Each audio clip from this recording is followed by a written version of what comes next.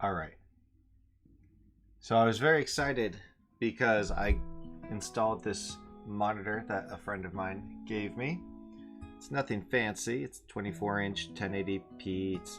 It's actually, the resolution is different because I'm used to the IMAX high DPI display, and this one obviously isn't. And so it's but it's a good side display, and I was excited to put up the YouTube stream so I could type into it on that display. But turns out, through the way that things set up, that I can't mirror just my main display to the stream and have the other display off to the side. I either have to mirror all three, or I have to set them all separate, which defeats the purpose. Yeah. So I turned that monitor off. And last night, I was also very excited because I was going to hook up an SLR camera, nice lens and everything, to this fancy little arm that can go in any direction. And I screwed the camera onto the little screw at the top. This arm has one purpose. It's $35 from Amazon. It's got one purpose: to screw onto a camera. And I screwed it on, and just as it got to the end, the metal piece broke off inside the camera. So now there's a flat bit inside the camera's screw hole area. It's of course terribly difficult to get out. So I emailed Amazon and asked for $460 because that's how much Canon says it's going to take to fix. I also ordered from Amazon a little drill bit that's supposed to be able to drill small holes into small screws and then use the other side to reverse it out. So hopefully that will work, because it's a nice camera, very expensive, doesn't work too well if I can't attach it to things. So that's disappointing. I was going to have the best looking videos in my meetings at work. That will have to wait. Alright, that's my stories. Welcome to the stream, everybody. What have I been doing? Well, doing stuff. That's what I've been doing. Earlier today, I've been working on the loot module. Ignore this. There's no scene for it yet. But what I do have to show you is, let me close these off, is this loot module. I've got loot box items. These are complete. If we close the show full inspector, basically all this is intended to, my monitor is not the right settings. This is blurry. Let me see something real quick. I'm gonna, hopefully this doesn't ruin the stream, but something's up with the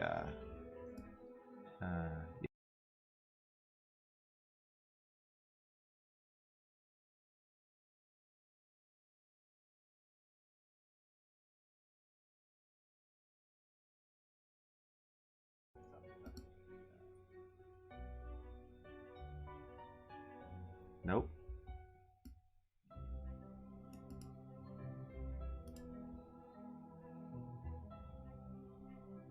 That's pretty small. Alright. That's the setting I think we usually use. This new monitor's throwing things for a loop. Alright, things aren't blurry anymore. That's good. Anyways, what I was saying. So this is... It uses the items. So it's making an assumption here that you're using the items module, which makes sense because it's a pretty powerful module. And from that, you can choose objects, your items list. So in this case, we've got inventory demos and the loot demo items. And this is going to have different quest items. This one is going to have just different items. And you can add things to this list. The idea is that you can add things multiple times. You can delete things. You can delete the whole list if you want. So if I add a quest item, you can say Crystal Skull add. and that shows up down here, but you can delete the whole list there. The point is that this is a set of items that might be found in a rich house items. That's what I'm just calling it for the name, but you could call it level 1 items, you can call it swords, you can call it whatever you want, and it's basically just a pre-selection of items. Now, you can always change this, and anything that's making use of this will always refer back to it, which is helpful. For this one, we got quest item, seed of the Evertree. The only thing in here is the seed of the Evertree. You can imagine that I might use this to force a loot box to have the seed of the Evertree in it. Might also, though, have some other items. And that gets us to this loot boxes itself. And loot boxes, I haven't yet finished this, so I'm working on this right now, and that's what I'm going to continue doing. But the idea is that you will be able to select something from any of the loot box items that you've pre-populated down there, and then add them to the list. Now, this is showing the full inspector, so you can see that it's being added. We're going to have to add more stuff up here to make it prettier. But the idea is that each loot box will have any number of items, or loot box items, and then you'll have all these options about whether you should force it. For instance, if there's a quest item, then you're definitely going to want to force it, and whatnot. Yeah, so once you have all that set up, your loot box itself will be attached to anything. Could be an enemy. The names of these kind of hint at maybe these would be on an enemy. But maybe this would just be like enemy. Enemy level 1. So all enemies level 1 will get this one. Could be a treasure box. Generic treasure box level 1. It doesn't really matter. Could be a bag. Could be a drawer. Could be anything you want. And that's the key here, is that it does not tell you what and where you should use it. It just helps you set it up and has some preset values that you can manipulate and make use of. It's going to populate an inventory itself. So if you do use the inventory module, then it will populate that for you. Hey ho, Jason Story. And if you're not using the inventory, then you can, use it however you want. I'm going to build in some debug logs specifying, hey, this is where you can add some custom code. So if you want to augment how things are randomly selected or something, you can do that. I know for my game, Legend of the Stones, I will be doing that because the players have a luck value, and that luck value might change what kind of items they get and how many items they get, and so on. So there you go. So the next step is just to keep building out this editor to show all the goodies in this loot box. And that's where I left off before I started the stream, and that's where I'm going to continue. So if you've got any questions, anyone watching, about the modules in general or anything, feel free to ask away. I'm just going to start typing and talking out loud while I do so. If I can remember what exactly it was that I was doing 30 minutes ago. Alright, so we have, let me bring this over to the side. I like to see the window while I type away as well. We have loot box editor, and we are displaying the UID, that's up here, and we're displaying the items, or items. Allow user to add new loot box items to the system. Alright, and the next one is going to be display forced items. And then we're going to do display items, just regular items, regular old items, not add items. So there's two options here, and one is actually, this could be the exact same thing. I'm gonna make this, first I'm gonna bring it down. And then I'm going to say display items, and we're gonna say true, and bool forced equals false. So first ones will be display forced items, and then display the rest.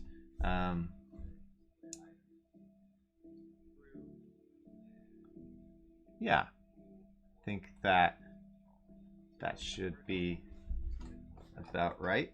The reason why I want to display the forced ones first is it's going to be showing the list in the order that they will be activated when the loot box is populated.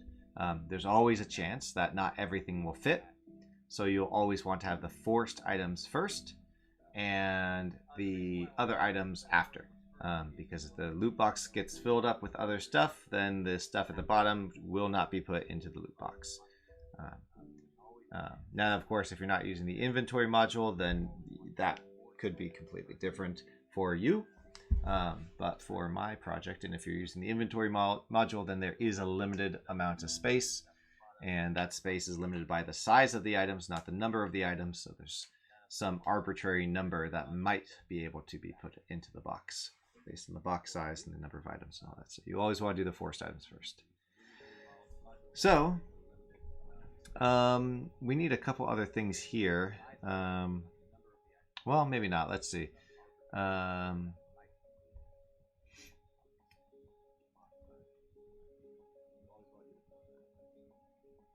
Yeah, I'm gonna have to do some list manipulation of the ordering because I want the list to be top down, 0 to X, 0 being the first ones. So let's start by just displaying it, and then we'll go from there. And so we are going to go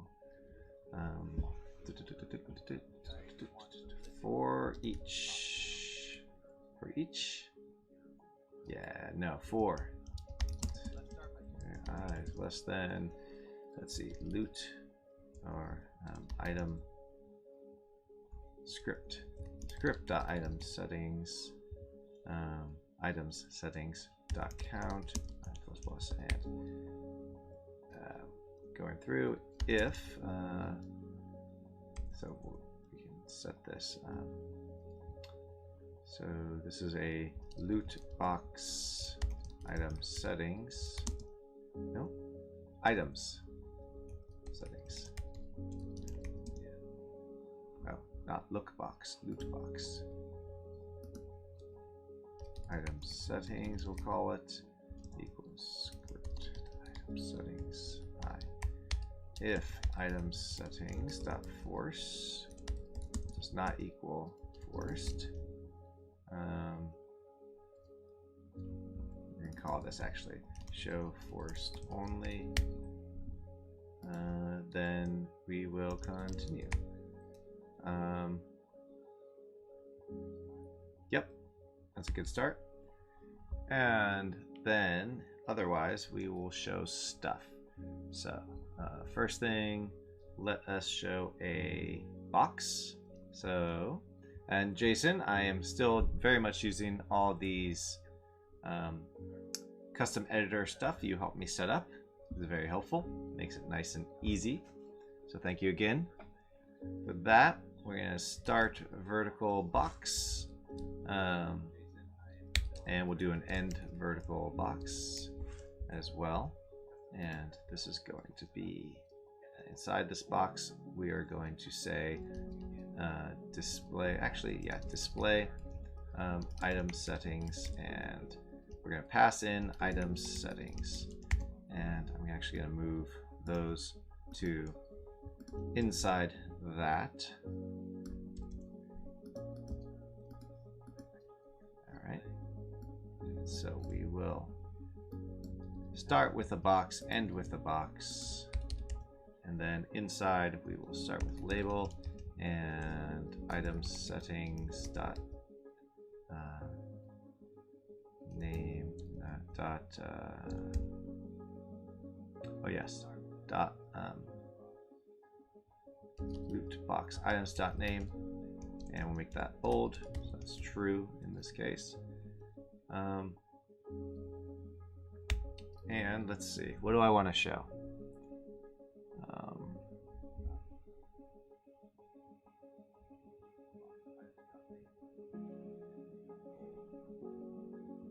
Well, let's just save right there and see if we get this 1 popping up.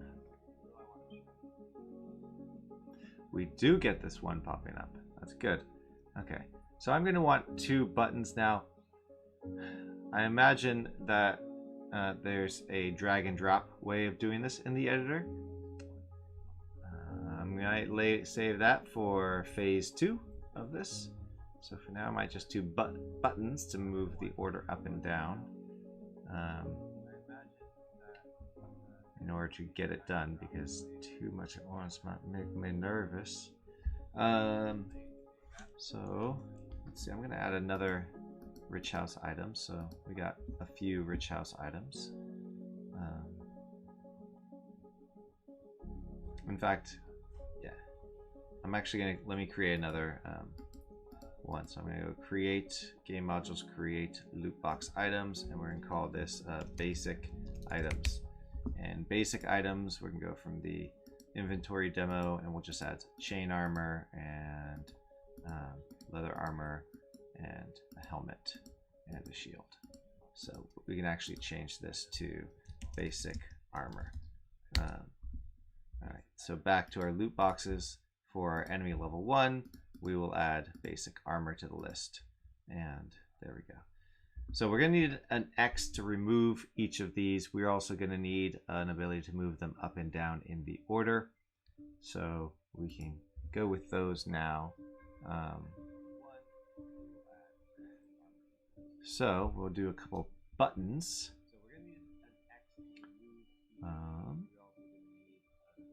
And so to do the buttons, we're going to do them in line. So start row, and always do an end row. Otherwise, things will go cray cray, and you might not remember why. And then we're going to do if GUI or if just button. We'll make the up arrow. Where's the up arrow?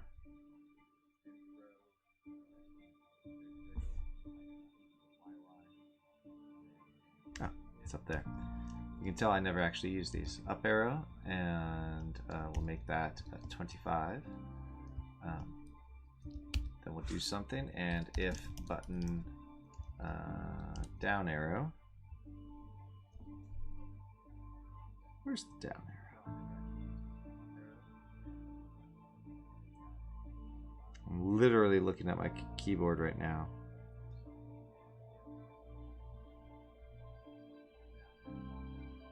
Is there no down arrow on the keyboard? Should I just use V? I feel like there should be a down arrow, but I don't see one. So, let's see. Keyboard down arrow symbol.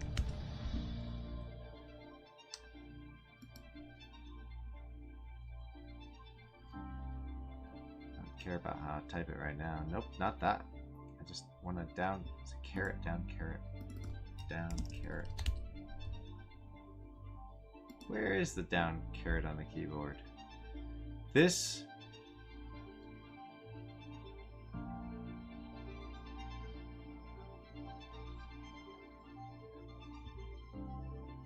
is way too long.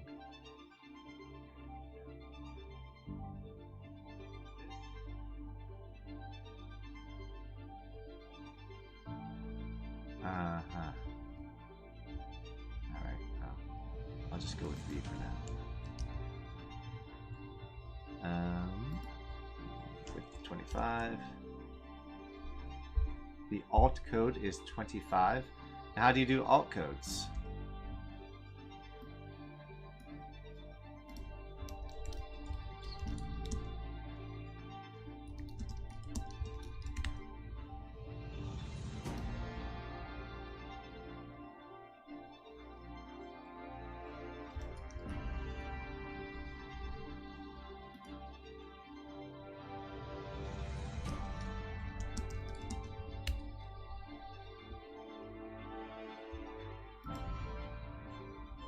I want a PDF.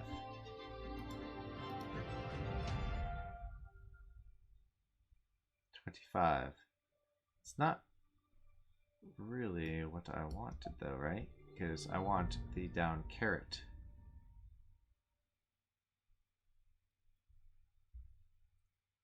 the opposite of circumflex accent.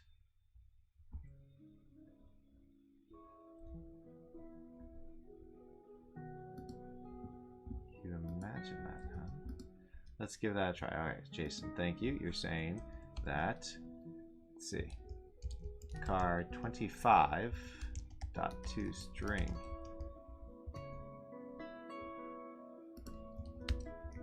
Let's see.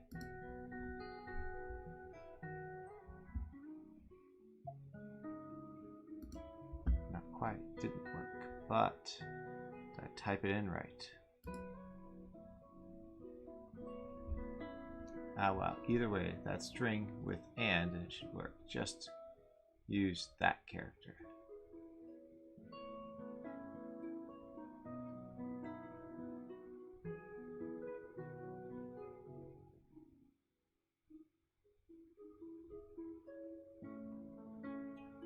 I don't know what you mean by that.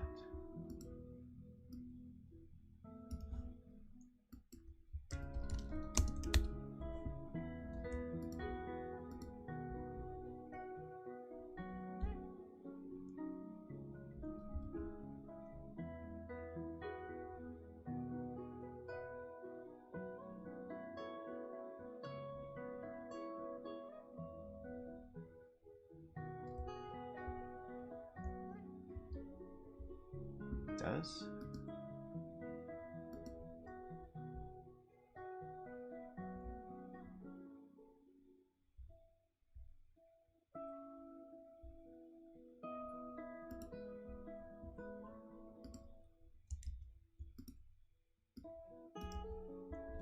What happens if I just do this? Does that work?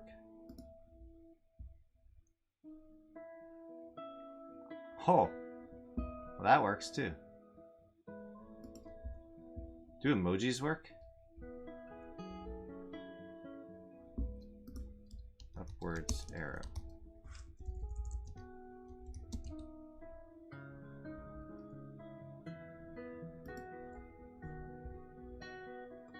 I didn't expect these symbols to work, but I guess it makes sense they would, right?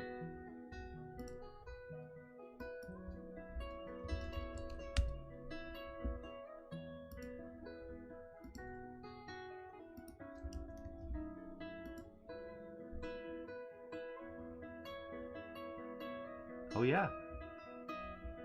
Because it works. Okay, well I guess that makes sense. That's cool then, because then X or cross. What was a cross mark? Yeah. Let's see. Let's see if we do copy this one. Now I'm just having fun. At the end of this, we're going to want to do a if button that 25, then do something. So let's see what that looks like. All right, so that one doesn't load. Okay. Does this one load?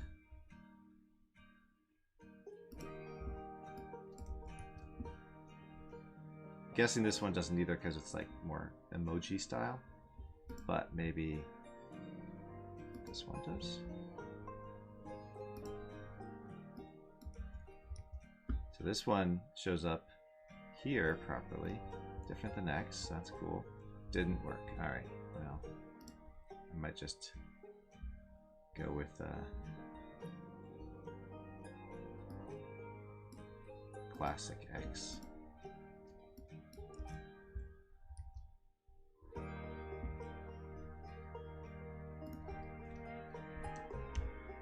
Oh, that one works, and that's pretty. All right, so I'm gonna go with that X from now on. That's nice.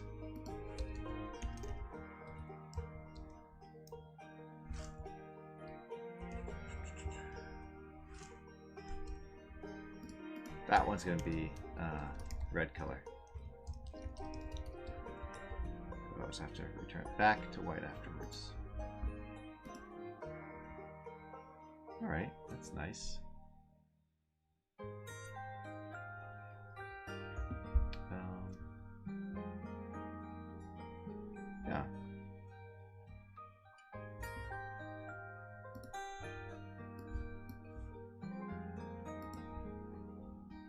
I had no idea that those would work. Learn something new every day. Every single day. Alright. So now we've got our orders and we need to do a couple things. I'm going to copy some undo codes here because we do want to be able to undo anything we do in the editor. So we'll undo those. Okay, this one is going to be this is going to be move item 1. And this would be, oh, we need to say which item too. Item settings, or actually we only need to know its current index, so I'm going to say I here and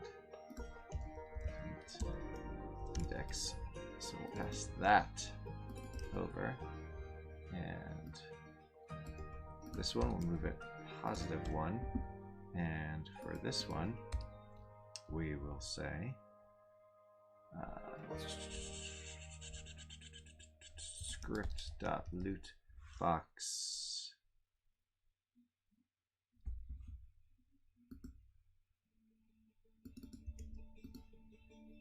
item settings, remove at, and I, our index, and then exit GUI so it doesn't throw a stink. And then we need to get this down here and move it down, down.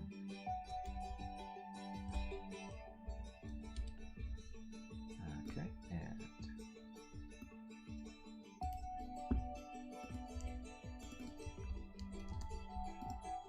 so moving that down a direction or mount or move value. Okay. So we will do a couple things. I want to make sure it does, you can't click it when it's up there, and I think it would be more fun to see it up here. So I'm going to say, wait a minute. Jason's educating us.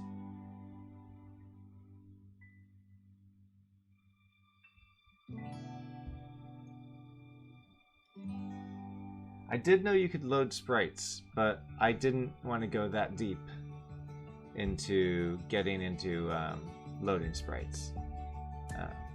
I used to put like headers with the, you know, infinity PBR at the top, but then I realized that takes up space and people don't always like that.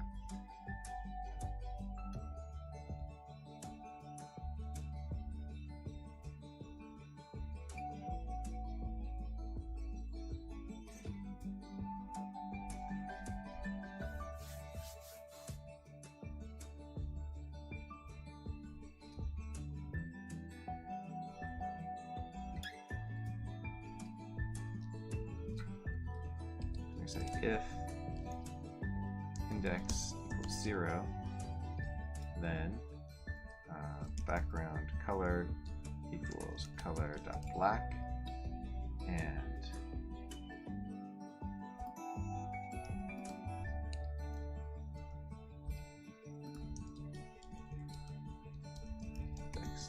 index does not equal 0. And we also have to move our color back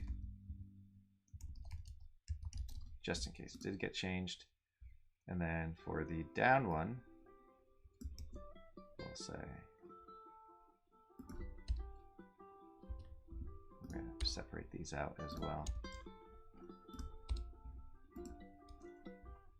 Down one, if index is greater than or equal to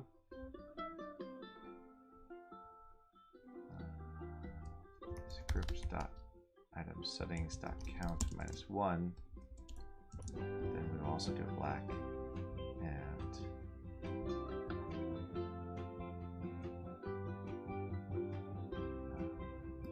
if that, and index is less than settings.count. Yep. Then we can do that, and then set the background color to white there too.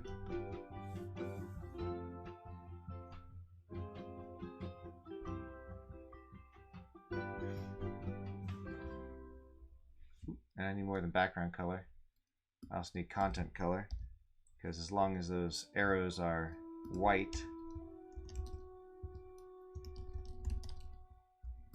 people will get confused, I think.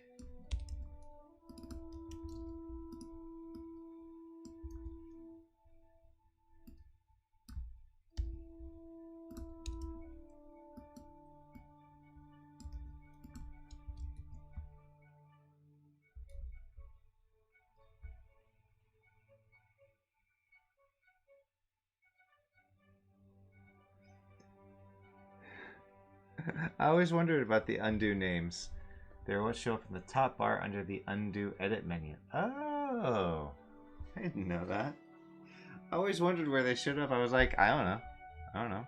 So I'll just, I don't know. Maybe this should be gray and this should be black. What does that look like?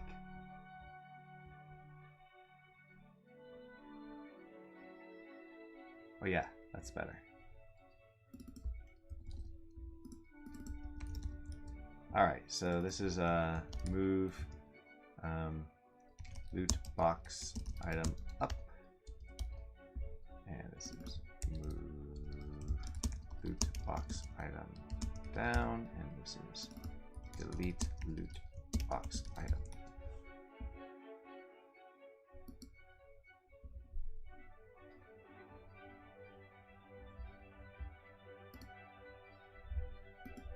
Oh yeah, there it is. I guess I always just saw undo, or didn't really pay attention.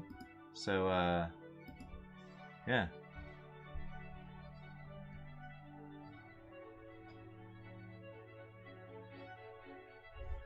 I guess I never really paid attention. I probably never actually used the undo up here very often.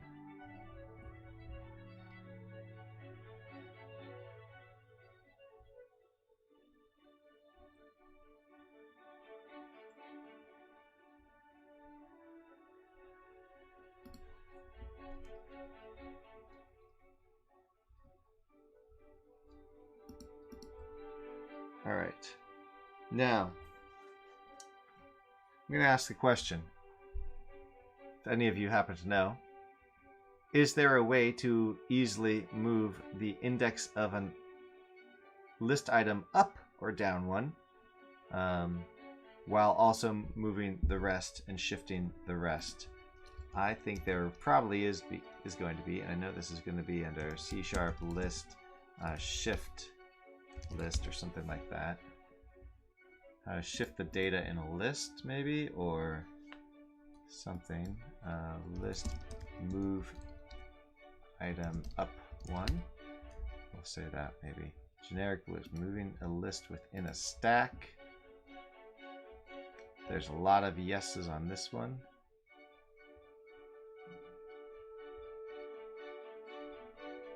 So remove the old item, the old index, and then insert item.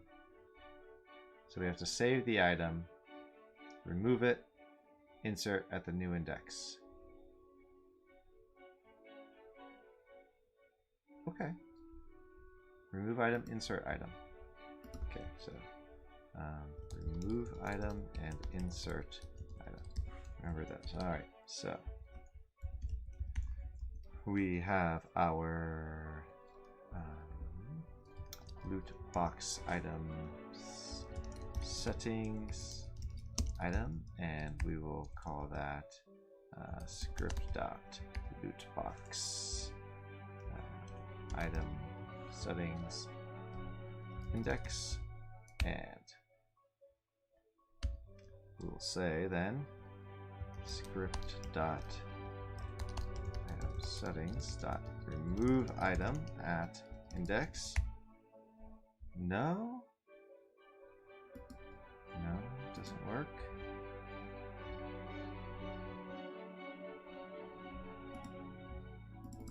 Remove at aha, and then script.items settings.insert. Try that. Index is going to be index plus move value.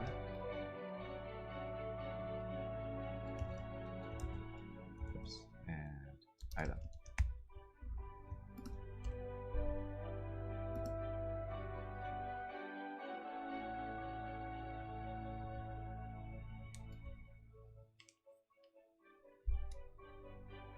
All right, so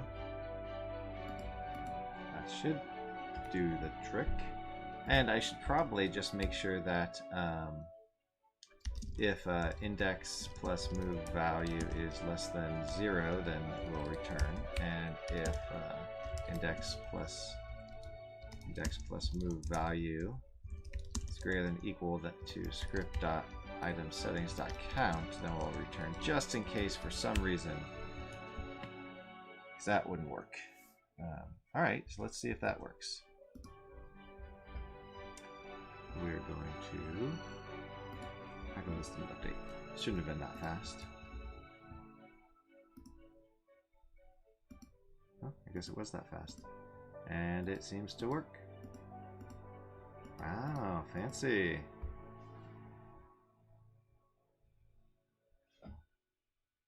I think remove at is just, it doesn't return anything. We can look into it. Nope, it doesn't return anything. It just removes that from the list. And insert doesn't return anything. And array copy and all this other stuff. So there you go. Okay. Well, that was fun. Can I undo these? Yes, I can. Okay. So next step is to actually show some stuff. And one of the things is that we want to be able to show and hide these. So,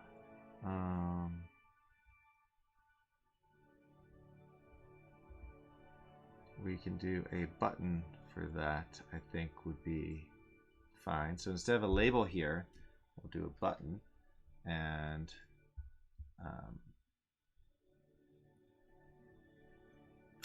loot box item settings. We're going to do some private stuff here. We'll put these down here. Private for the editor script, and private bool show this. Show equals false.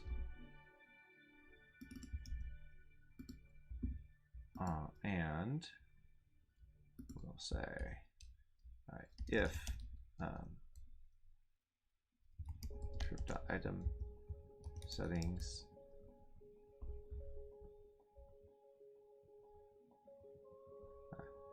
just if item settings dot show, actually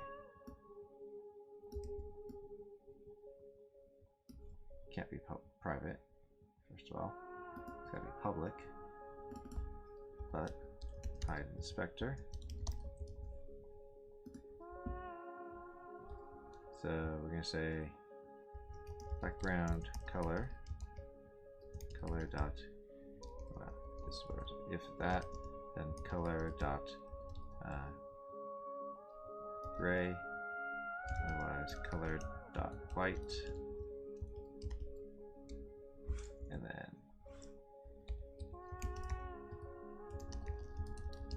always reset that.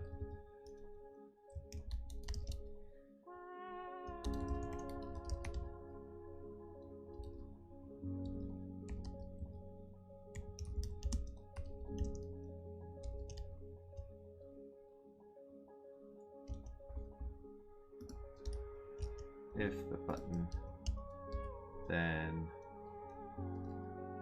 items settings dot show equals not item settings dot show. Toggle that. And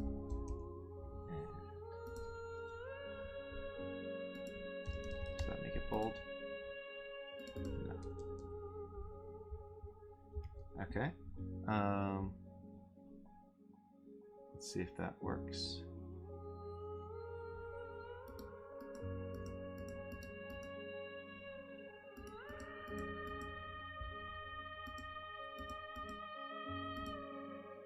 Okay.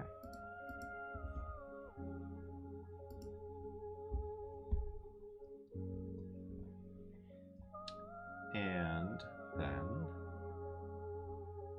we will say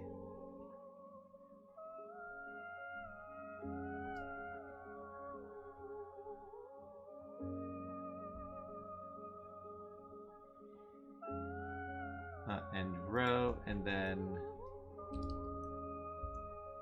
down here we're going to say display item details, settings, details, and we're going to pass in the same stuff. I don't know if we're going to need the index here, but you never know.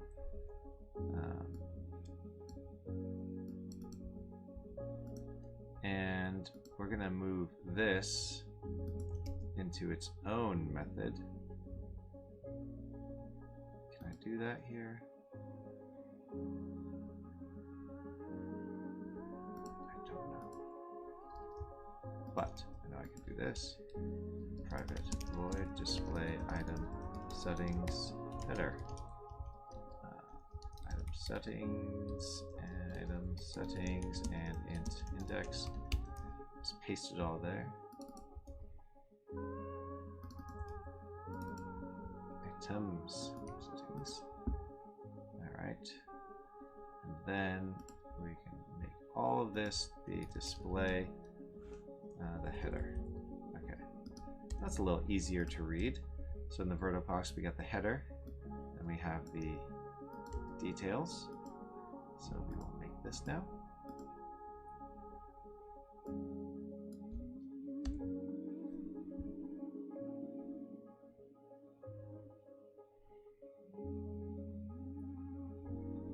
Jason, you should know by now that I stumble upon the most interesting topics that you seem to be thinking about already. Leandro Oliveira, thank you for subscribing. I definitely appreciate it. For anyone else, if you haven't checked it out or subscribed, please do so. Always helpful. Hey, thank you, Kiba Bidskis. Thank you as well. 2 in a row. We're on a roll. I appreciate that. All right, so now we're going to display the item settings, and that's all this other stuff. Now, some of it is going to be displayed differently, whether we're being forced or not. I should actually specify if this is forced in some way, shape, or form, huh? So one more thing I'm going to add to the header is whether it's forced. So we will just say this last bit here, if item settings dot force, then we will say label force items, forced. We'll just say forced. Maybe make it bold, and we can say content color color.gray. I think, yeah, that should be fine. Content color.white to reset it. That should be visible here, but not too like in your face, or not visible at all. Or maybe these aren't forced. Let's force one. There we go, forced. All right, so that should be visible enough, I think. Let me know if you think it's not visible enough to know that this is forced without having to expand it. I could do yellow though. What does yellow look like?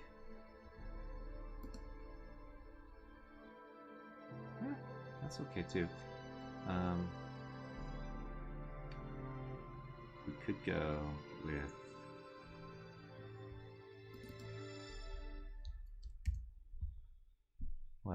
default colors? Just those are the only default colors? There's 2 grays. Oh, because you can spell it different ways. What's blue? What if we do blue? What's that?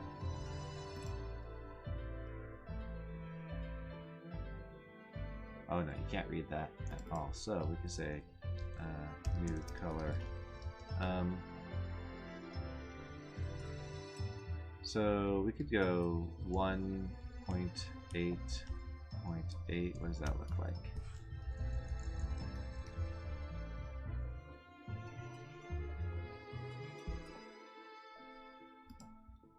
Okay. Let's see. Red might not be the right way to go. What was yellow in an RGB world?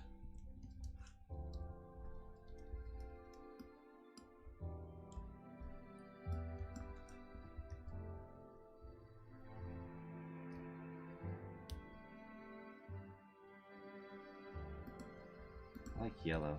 Content, color, new, or color dot yellow. But that's too bright for my tastes.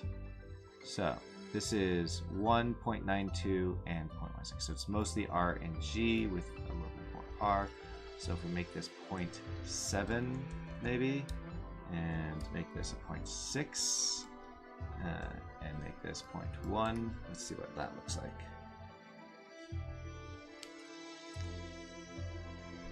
All right, it's a little bit more muted, but we'll go a little lower. 4 and 5. Let's see if that. It's gonna be more orangish, maybe. Nope, looks exactly the same. Okay, what about 3 and 2? Oh, ha ha ha ha ha ha ha ha. Joke's on me. Joke's on me. Undo, undo, undo. I had yellow here. So of course it didn't change. Okay, there we go.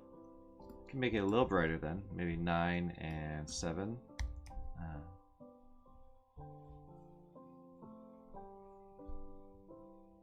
All right, I like that. Forced.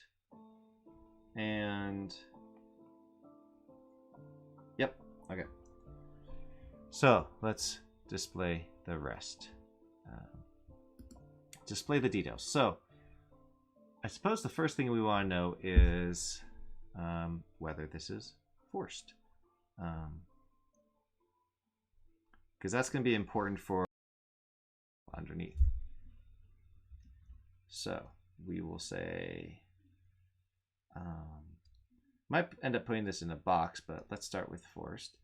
So left check.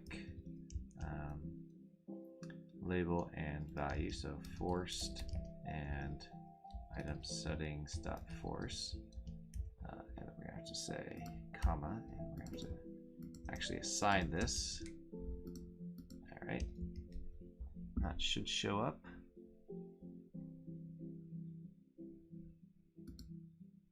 All right, so this clearly isn't working as intended. I probably didn't add the bit here where I'm going to say if item settings dot show. If we're not showing, then return.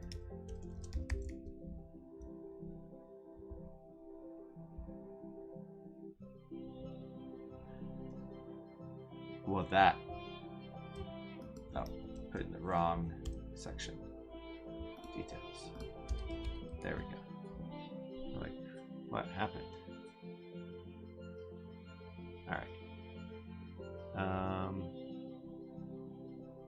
We should probably do an indent too. So indent plus, and at the end we'll do indent minus, because that's a little bit too.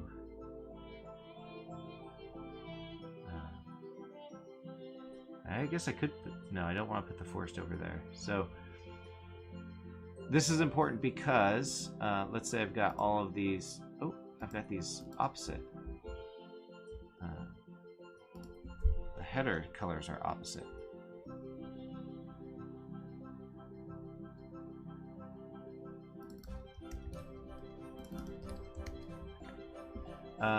Because if I hit forced on this rich house items,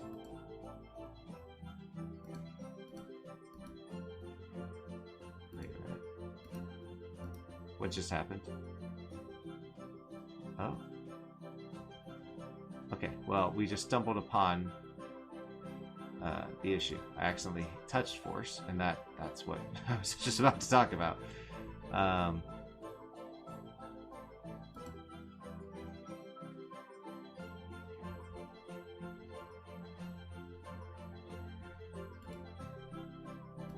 Okay. Alright, so none of them are forced now, but if I make one forced, I need it to move to the top of the list. That's important because of the whole ordering thing. So we're going to do a few things in order to accomplish that. First, we're going to move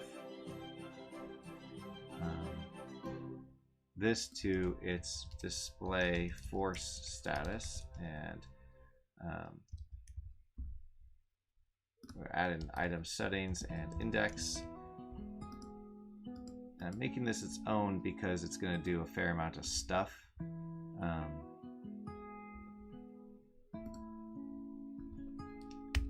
And so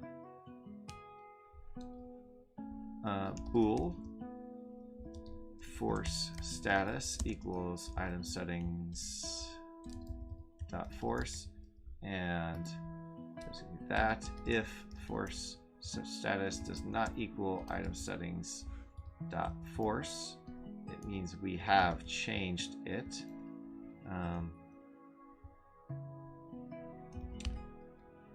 And therefore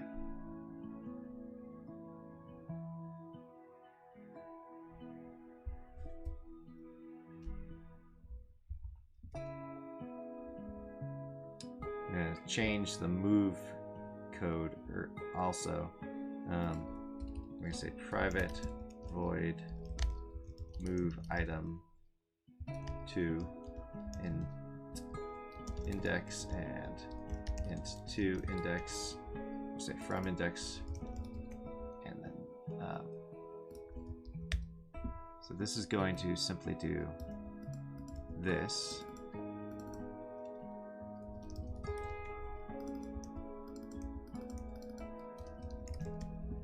And then here we're going to modify this to say move item to index and index plus move value.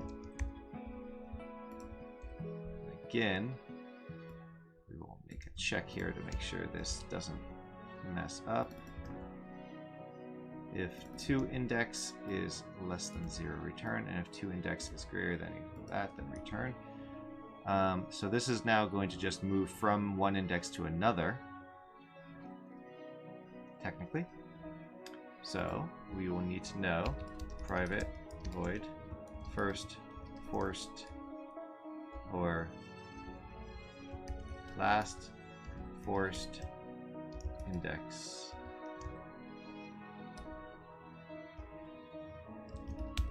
And last forced index equals -1. Return last forced index. Let's return int.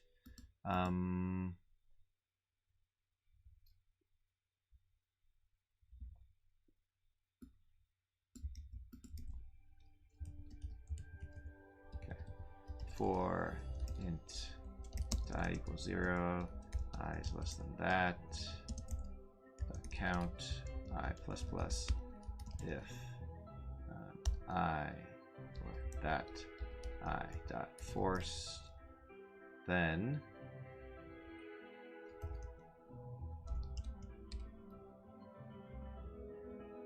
actually if it's not forced, then return I.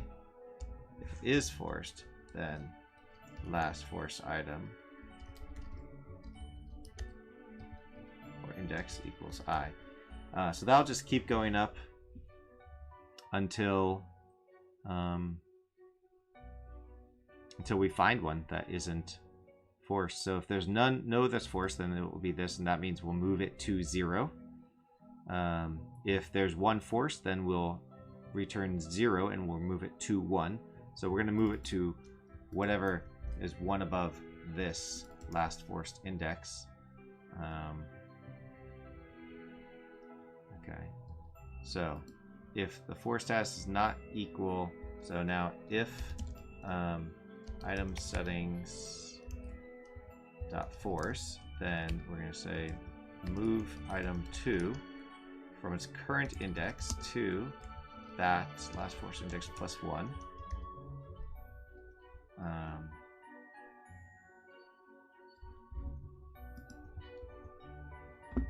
And return. Otherwise, clothable. Glad you've arrived. Just in time to see the next thing I do. Which might not be anything special. If it's not forced, though,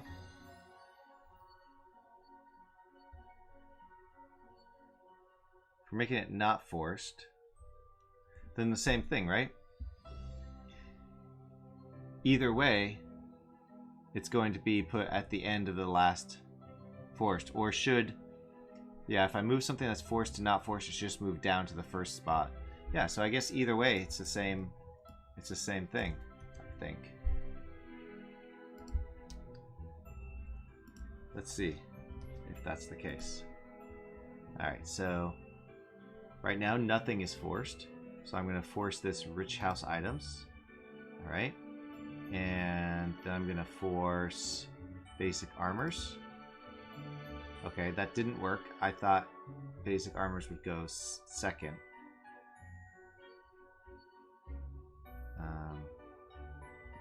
And clearly it didn't work because I got 2 forced at the top here. So that didn't, nope, now we're just getting all screwy. All right, so clearly there's something wrong with my code.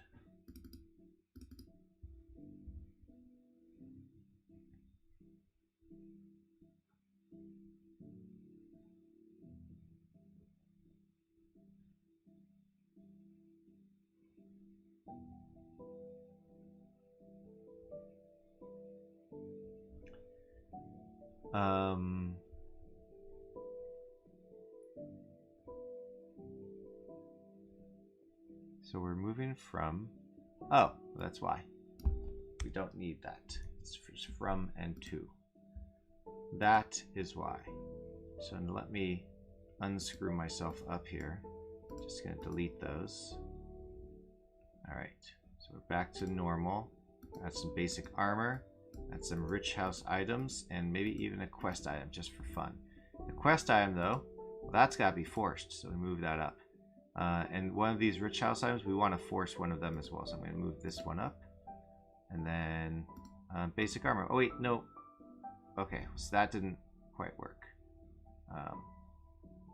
Alright, so why is it, let's see. Why it should be getting the last one.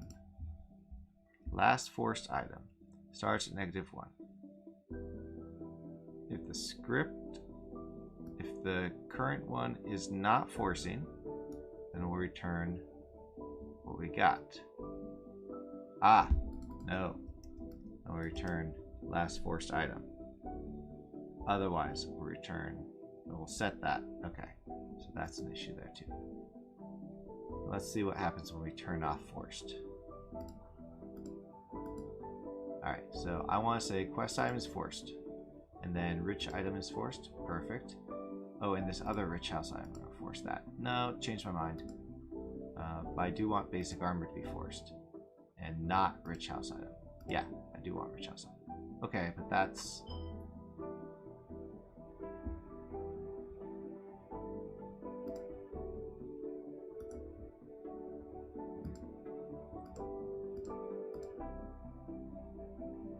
Quest items, basic armor.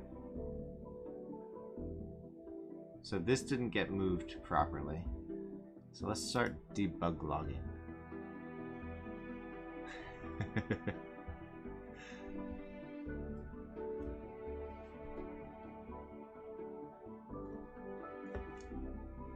think I've seen Hollow Knight play, but I've never played it myself. The behavior jack is that when you make an item forced, it moves to the spot in the middle. At the end, it becomes the last forced items. All forced items will be on the top, all not forced items on the bottom. So when you make one forced, it will jump up to become the last forced item. When you untoggle it and make it so it's not forced, it will jump down to become the first not forced one.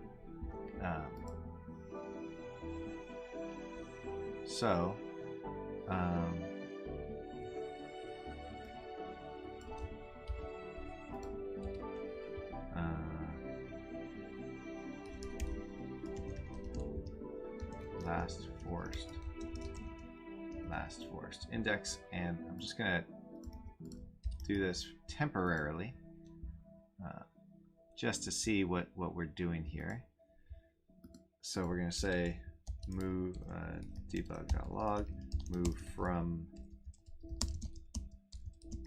index to index, and let's see what happens.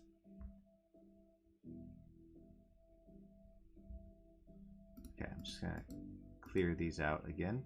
So we're gonna start with basic armor and quest item and rich house item and another rich house item. All right, so we will make quest item last force to -1, so we're moving from 1 to 0. That makes sense. All right, and let's force this one. Last force is 0, so we're moving from 3 to 1. And this one's also 3 now. So 3 to 2. And this should be 3 to 3. Or it didn't even move, because it would have moved so it got returned. Okay, so now they're all forced. But I now want to say quest item is not going to be forced. Aha! Last force is -1. That's not true. Aha! So this is because I untoggle it before I move it.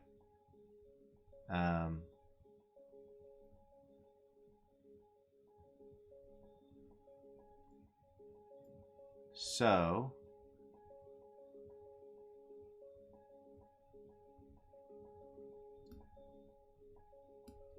what we'll do is say item settings dot force equals force status temporarily, and then we will say it does not equal force status.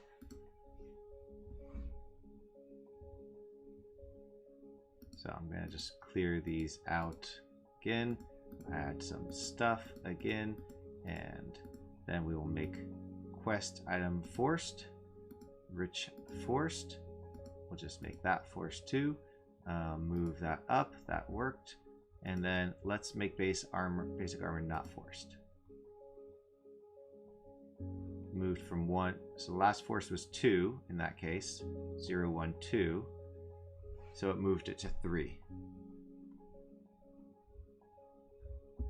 Interesting. Okay, I need one more thing here then. And we're going to say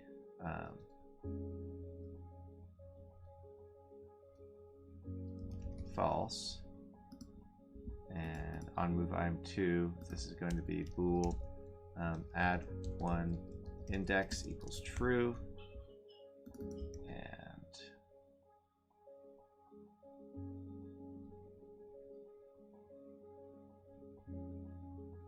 nope.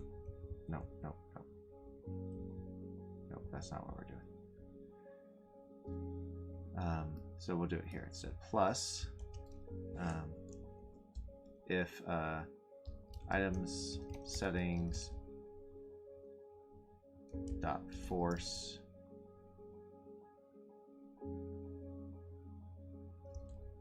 then 1, otherwise 0. So this is supposed to say actually, I think it's going to be 0, otherwise 1. If I did that right,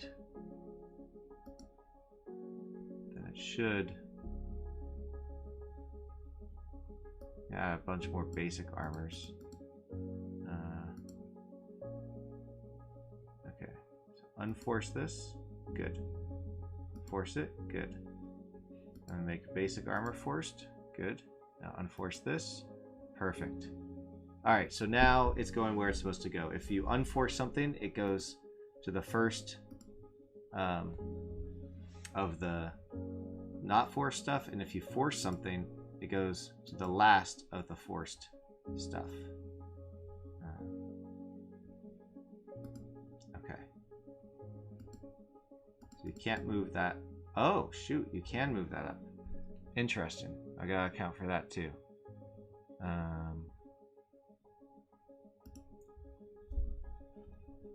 So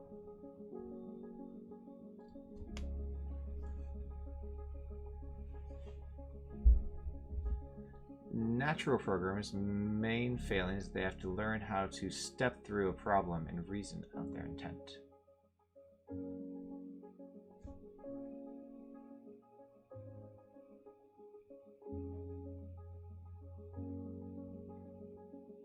Oh, well, thank you, Jason.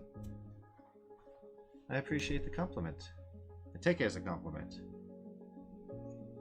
My way of doing things is I've always felt I don't do things in the best way. I was never good at school because I never learned the proper ways of doing things. I was able to figure some things out, but I didn't like school. So diagrams and stuff is something that I always feel like I should make a diagram about this, but then I'm like, I don't want to. So perhaps in some ways the grass is always greener on the other side. So we don't want this to go up and down. So in our code where we say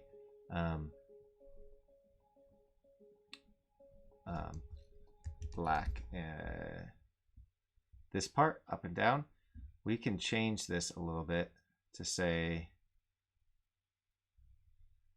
can move up and can move down. That would be more appropriate at this point. So I think I will do that. So this is going to say can move up, and it's going to say items settings. If not can move up, then we'll do that.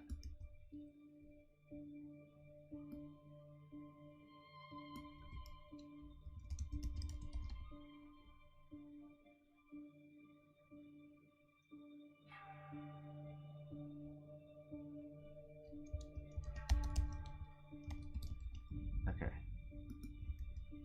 So let's change those first.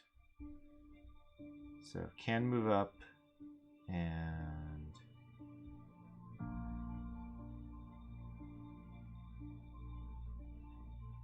right after is can move down.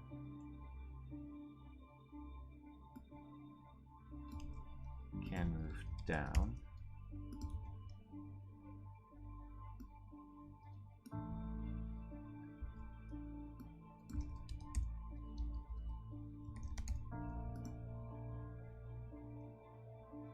Okay, and I'm going to change this as well.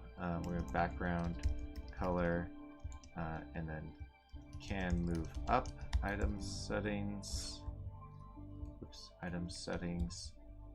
Then we will do color dot white, otherwise color dot gray.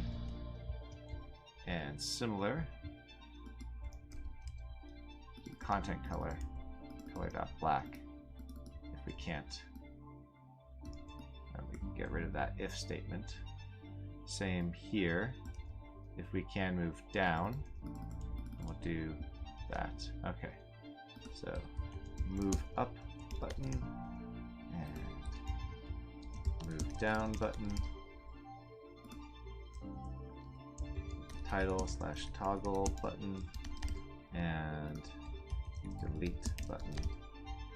And finally, force notification. Alright, so now we need to make can move up, can move down methods. And we'll do that and do this and move these outside of this area. So if we can move down, so a couple things. If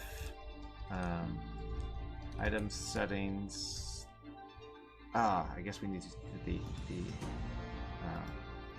int to the index. Index.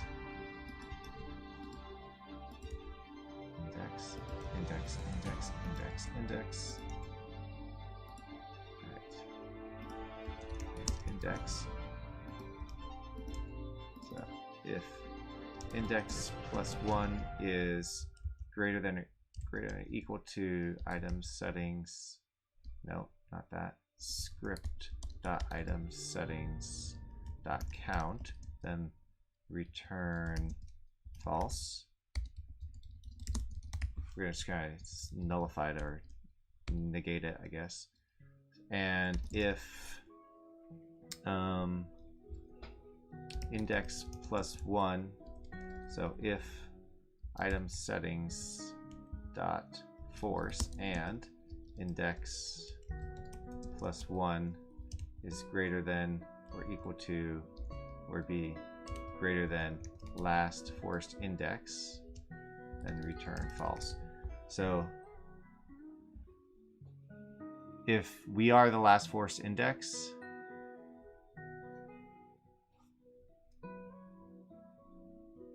so I guess we could just say if we are the last forced index, then we can't go down anymore.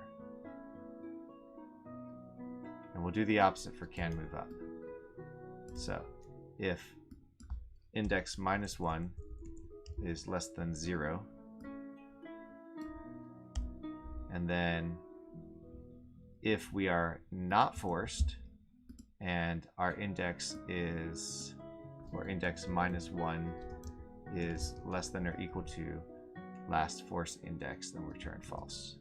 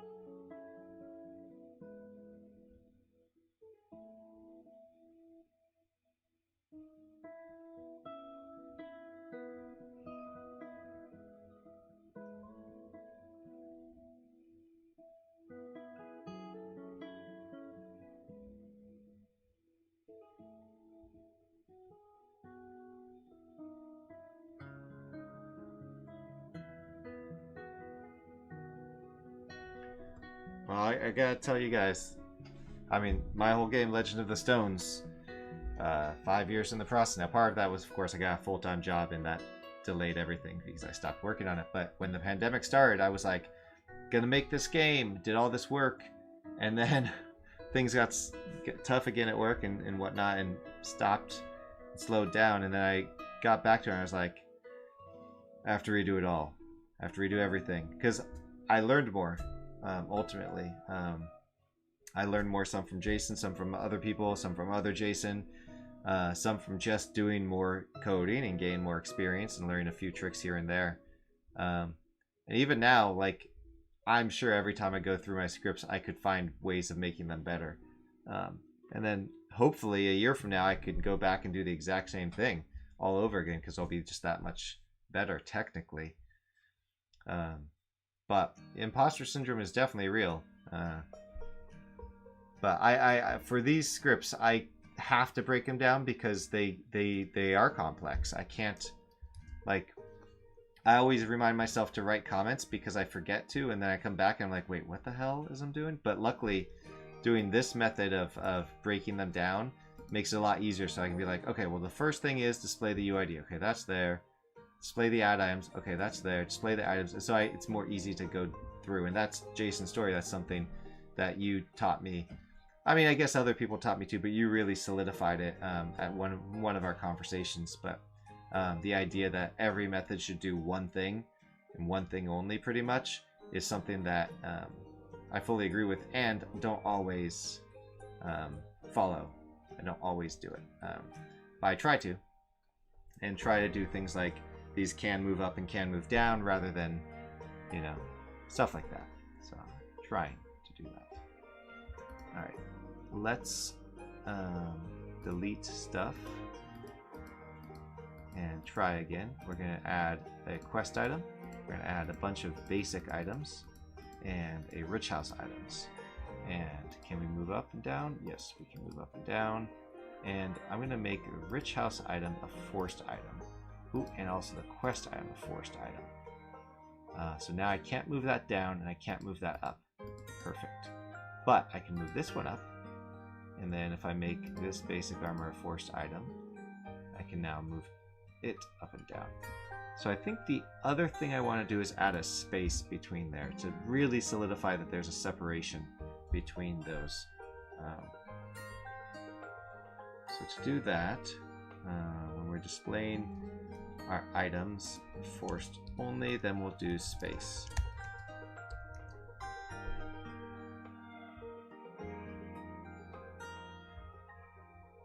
Interesting. I don't think I need this at all, actually.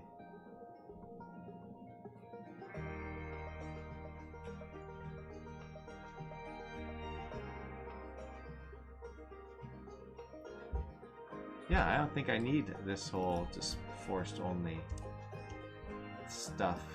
So I'll have to move that, display all of the items. So instead what we're going to do is bool found forced, or say forced equals false.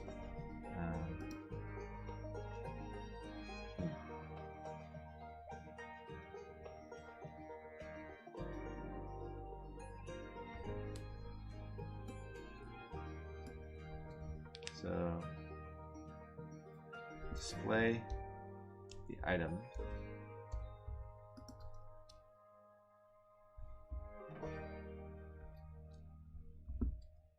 I'm actually going to do an int forced equals -0, -1. If force or item settings dot force and forced equals negative.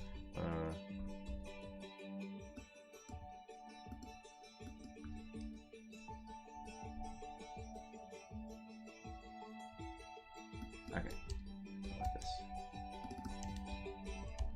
So we'll start with true. So if this is not forced and we are currently forced, then we will do a space and then say forced equals false. That should only trigger once then, since we're doing all forced ones first. So technically, oop, it went one too many. Why is that?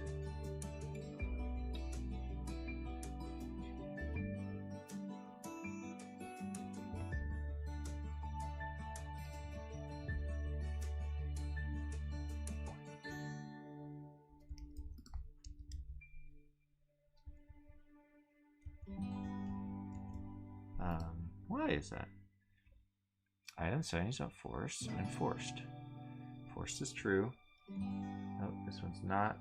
Oh, so it's supposed to be here, like that. Sandwich it. There we go. And we can remove this as well. Perfect. I actually want a space up here too, at the top.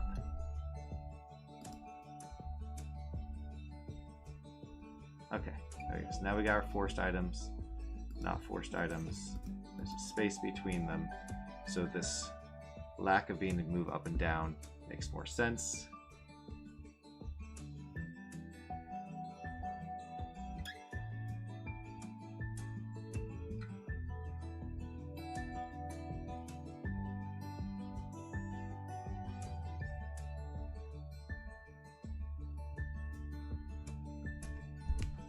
Nice. It's always fun to get the bug. I've got the bug right now for sure.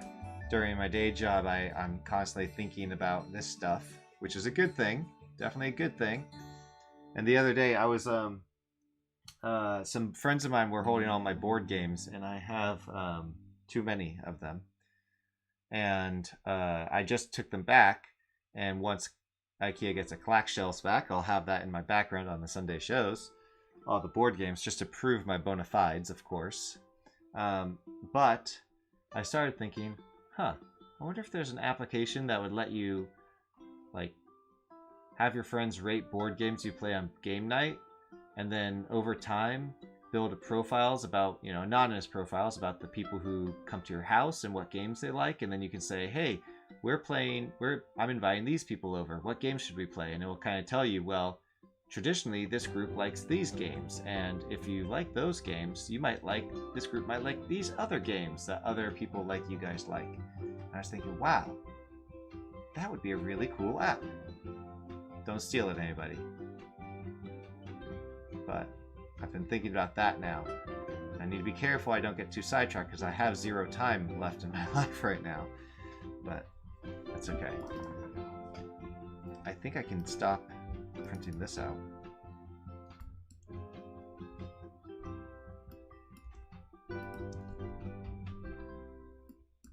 Okay. All right, now we've got more stuff to show. And we're going to show different things for forced items and different things for not forced items. Slightly different things. Okay, so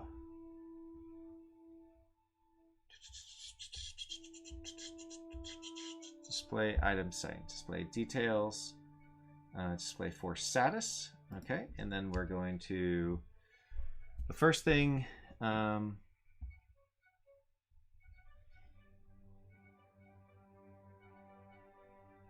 okay, we'll say display item chances. We'll call it that.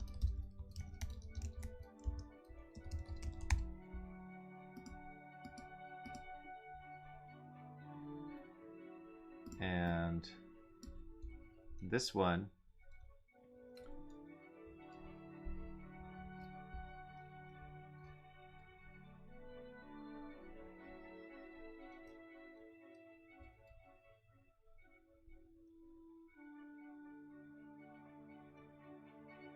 so we will say label item count,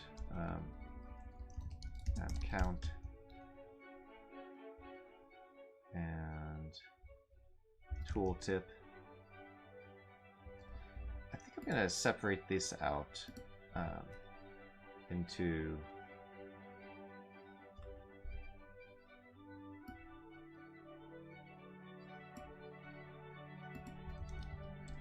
forced or not forced.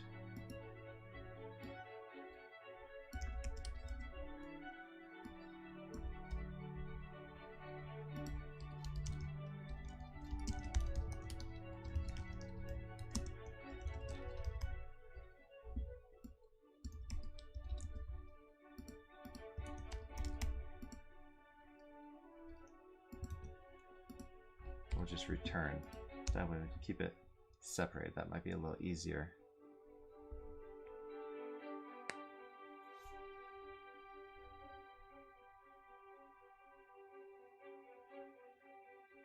Top 3? Come on, El Sporco. Don't make me do challenging things. I will say, let me turn around real quick.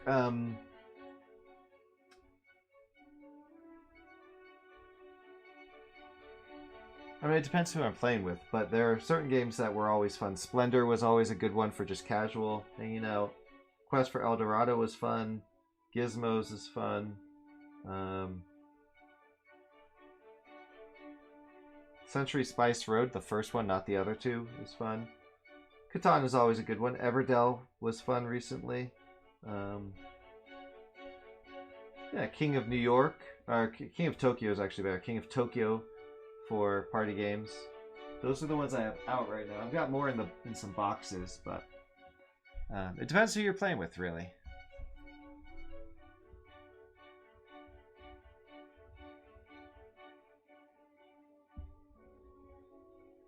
Psychological warfare, huh?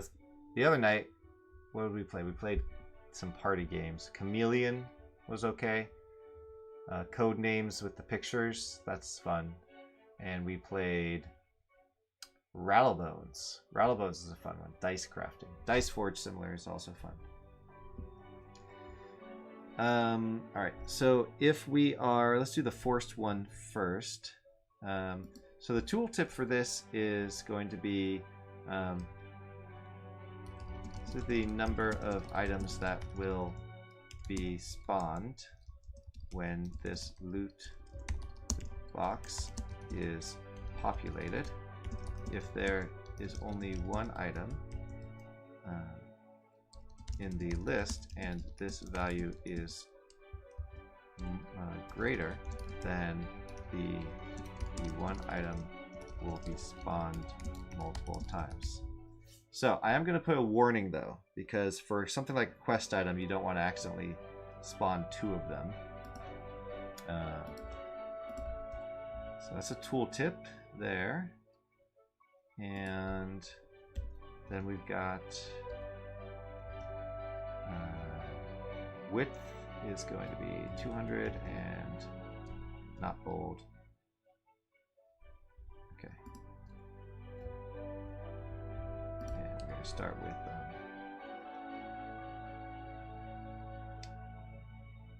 begin or start row.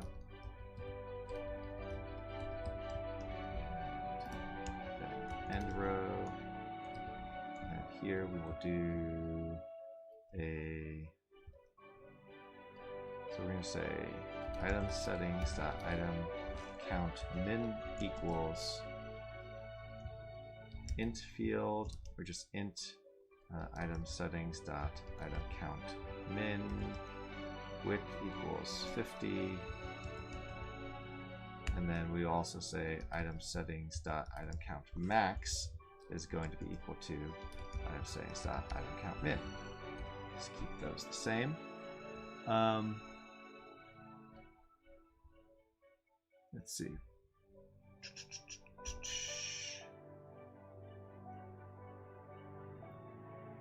Okay, that's fine. And then we'll do similar to up here. And make this, and we'll do a label,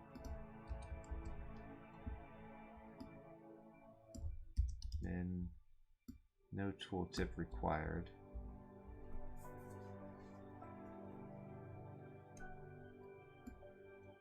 And max.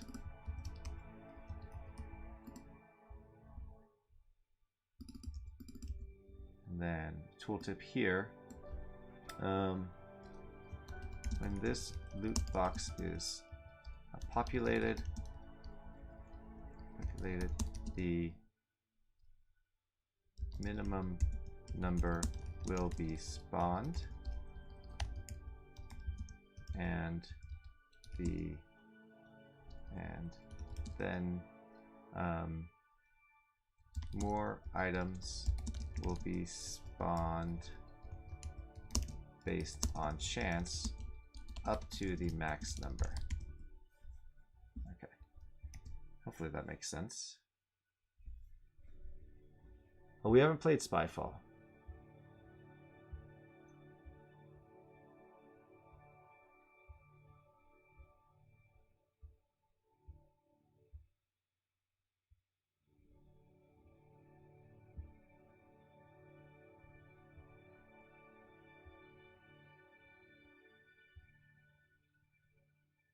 Profiling? What do you mean profiling, like in the editor?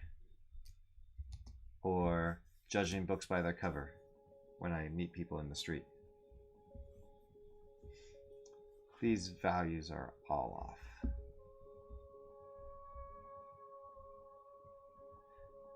I do wish that the editor would line things up more, like just put this value right after, but it doesn't. So we need these to be 50 as well. 50 and 50, and this doesn't have to be that big. This can be 120, 120.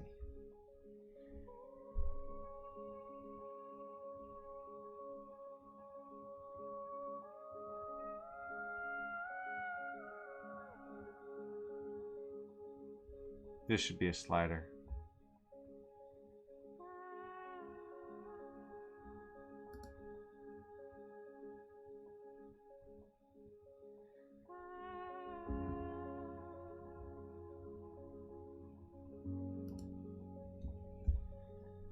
Slider.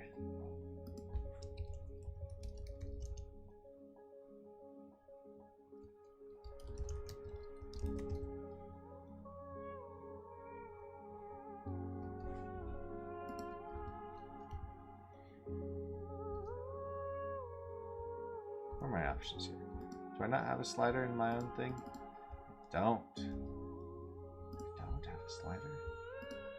Do I need to make one?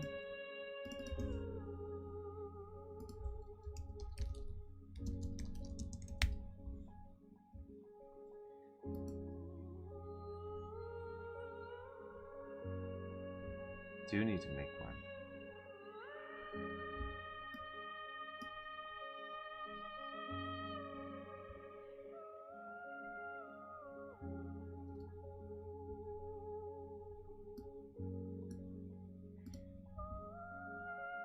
Okay, let's make one. Sliders. Public static void slider. No, we'll do int slider. Or slider int. Because there's a difference, right?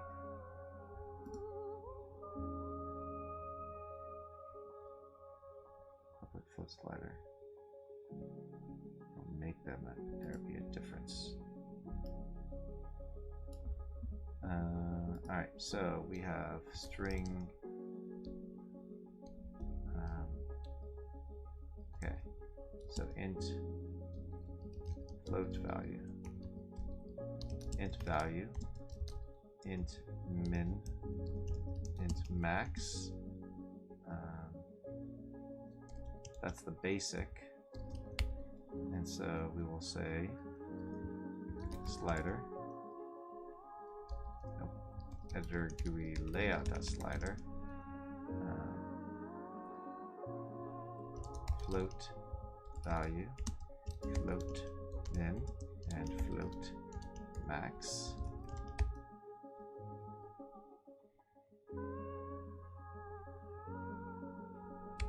And return.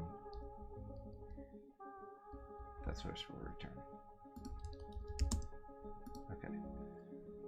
Do a label, options, label. Okay, do one more with a label.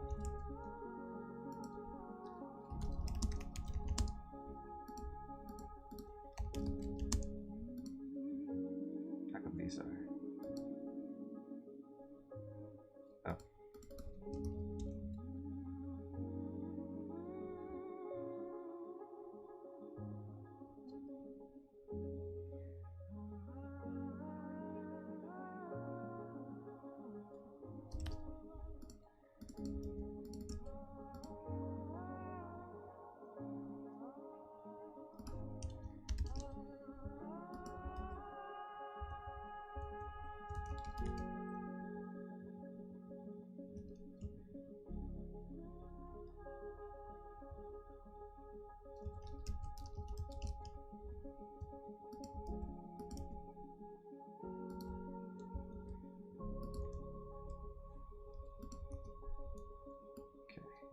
If that's the case, then we need to float 1, 2.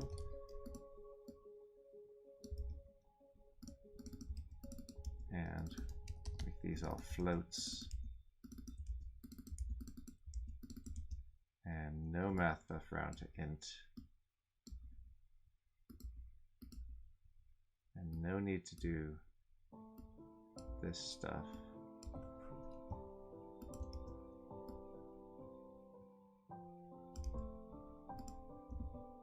And flipped. Let's see if that works. So slider int, and we're going to say item count minimum equals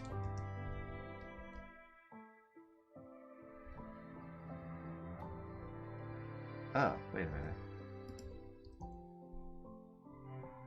No, we don't need a slider. We need a range.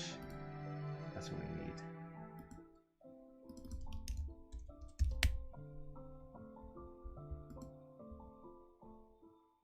Range slider. Range attribute. What do we need?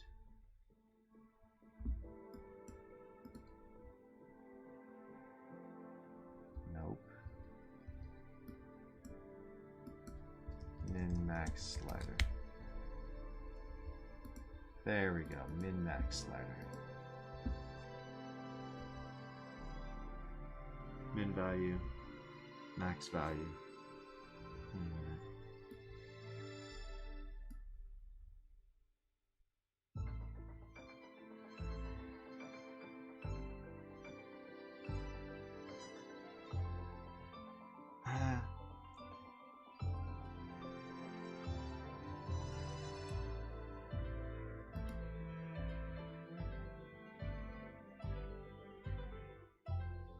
Well, I guess.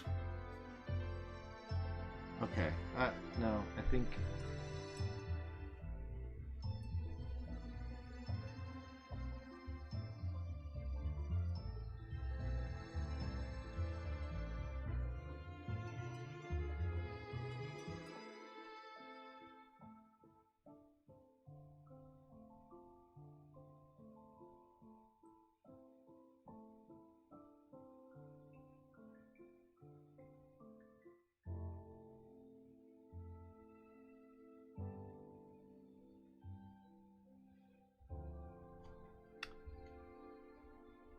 Why is Rider so good?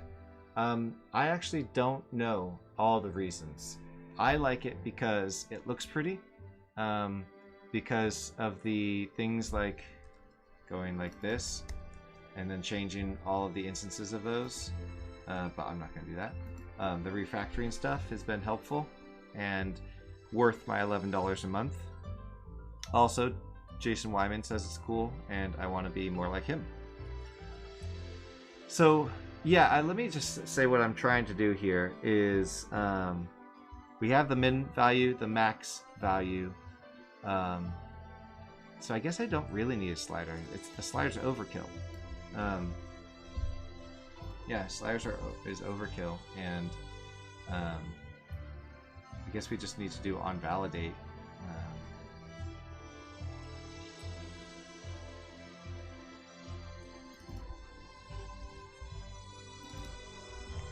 Yeah, that would be overkill.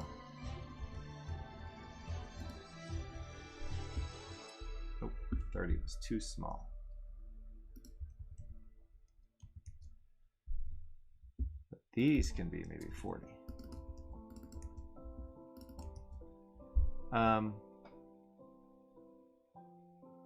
Yeah.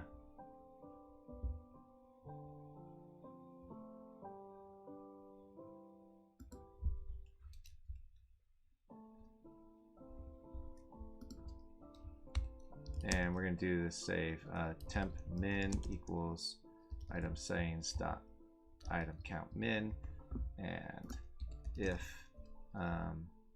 item count min is greater than, or item settings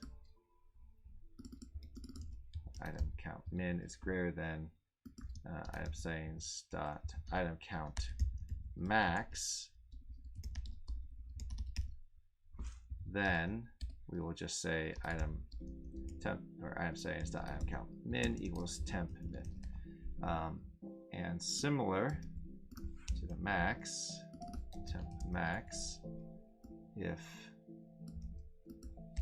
the maximum is less than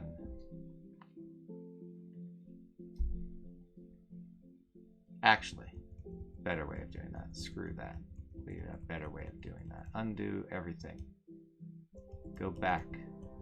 Go back, go back, go back. Equals mathf.float.clamp. That value. Okay, I'll put that in a separate line. I think I could do it in one line, but you don't need to do it in one line. So I'm settings.item count min equals mathf.clamp item settings.item count min between 0 and item settings.item count max. There we go. And similar to this, it's going to be max is going to be between itself and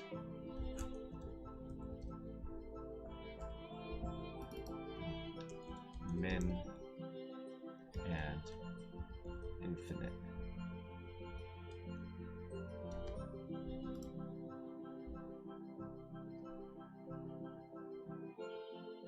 Well, this one doesn't have to be about that clamp, I guess. That's okay.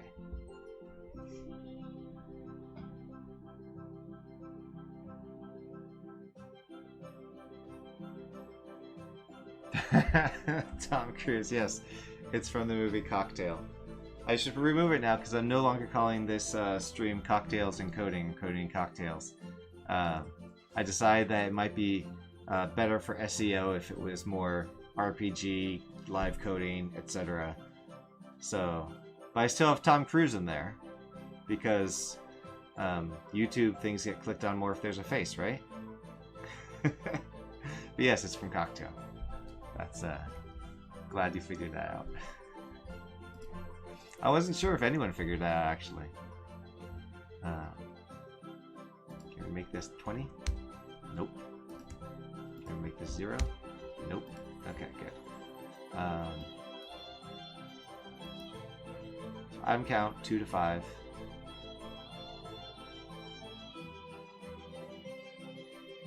And this one item count is just 2.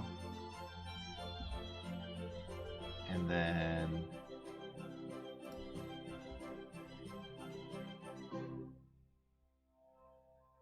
on the forced ones, we're going to say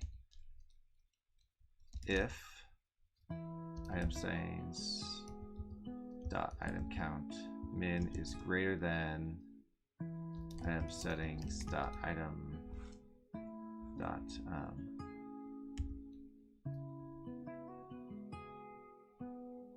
loop box items dot count dot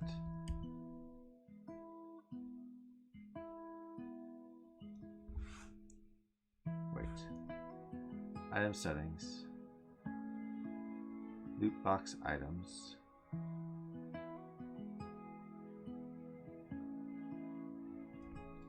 dot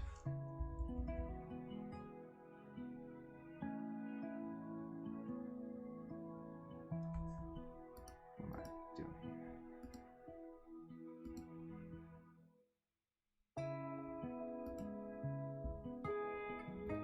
I need to add a method in here saying total items.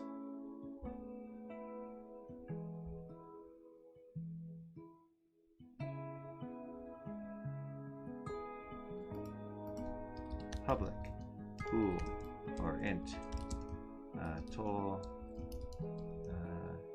item count,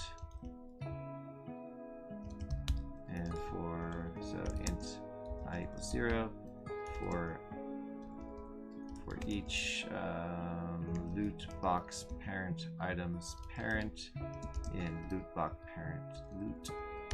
box parent items lowercase l type. For each one, I plus equals parent dot items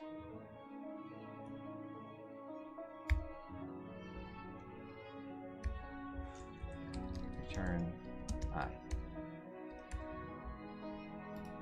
dot count. So item count, and we'll do prefix and suffix count too while we're at it.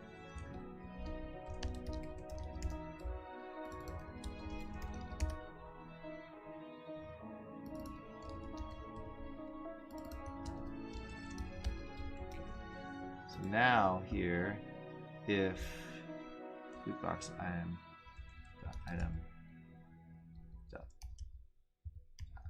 count. So if we have minimum is greater than the total count, then we're going to say content color dot red and content color dot white. We're going to say warning label warning.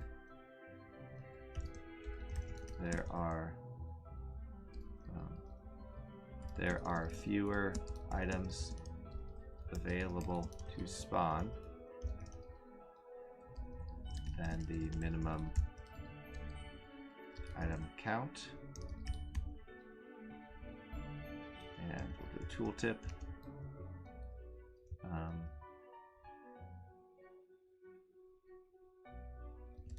The system will attempt to spawn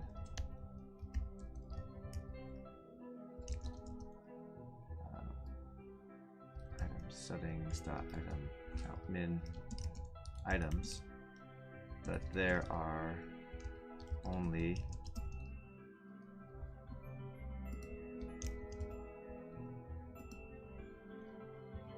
settings dot loot box items dot count items to choose from. This means that there will be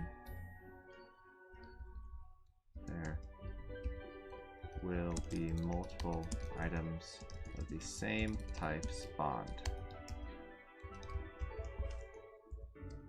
which may not be a desirable result. A result you desire. So just a heads up, there are fewer items.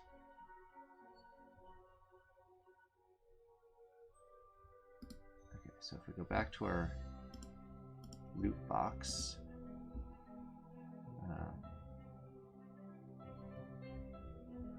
that's too long.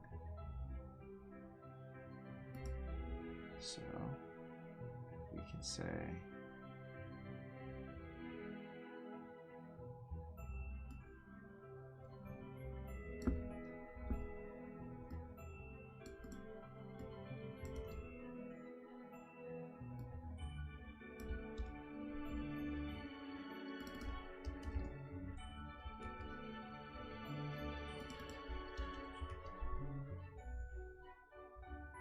okay, if I hover over,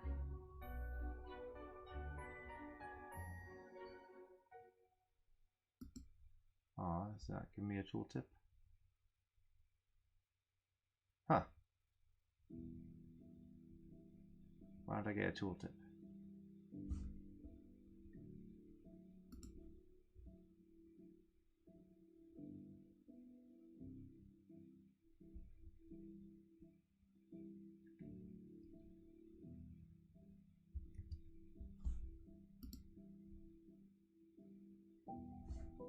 I don't know why I don't get a tooltip.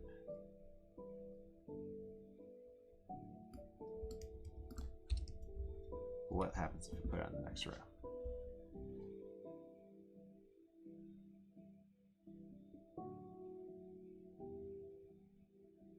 Date or episode count. Oh, you saved them.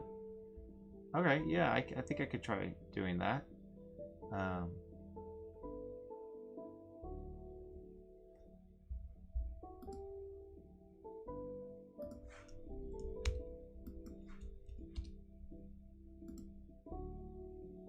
Well, the tooltip's not showing up, so I think what I'll do instead, instead of fighting that, I will say box warning or warning, or what did I say?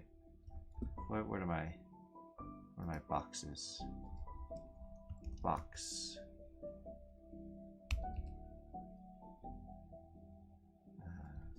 Warning. No.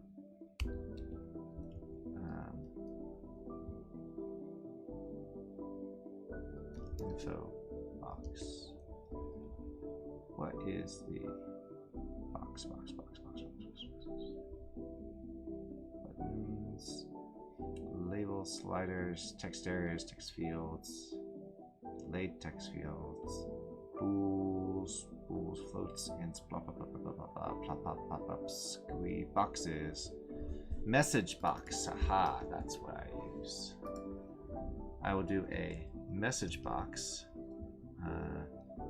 with content of this.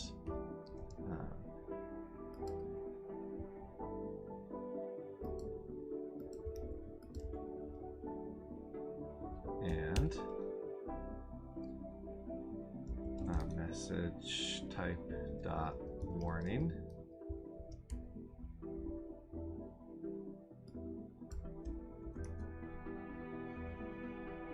That should be better.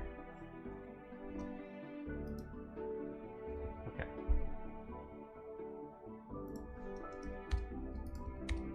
That works for me.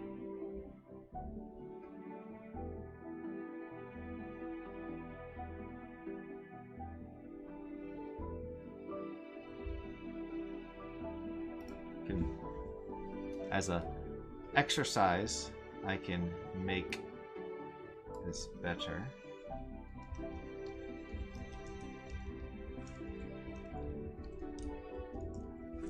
You can say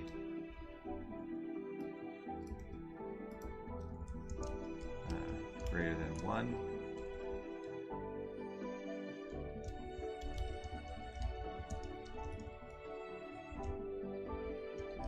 Then S, otherwise nothing.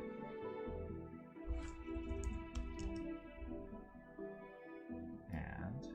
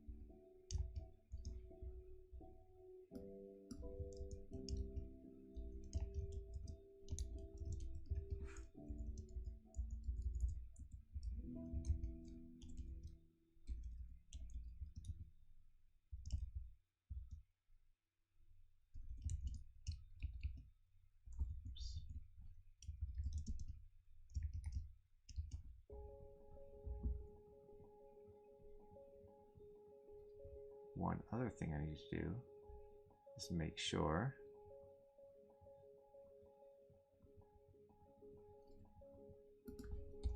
that count min was math of that clamp between 1 and a ton.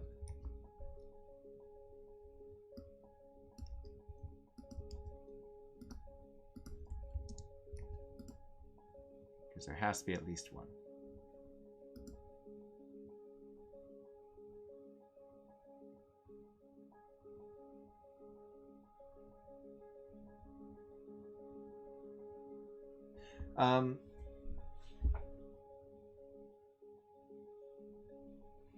There are not two items actually.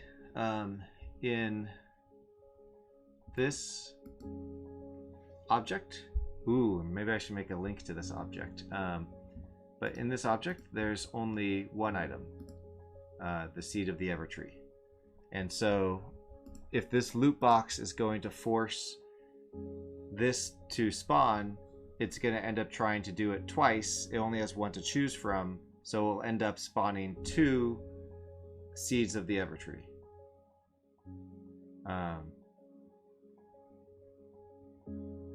Yeah.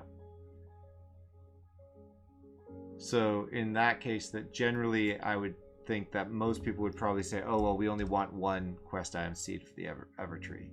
And so we'll just make it 1. So it's just a little warning just in case people don't realize what it is.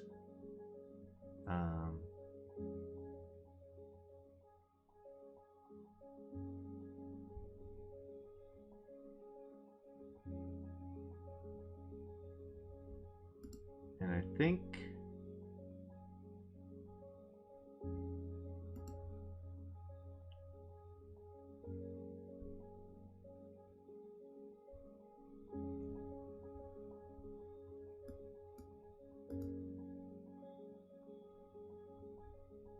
yeah.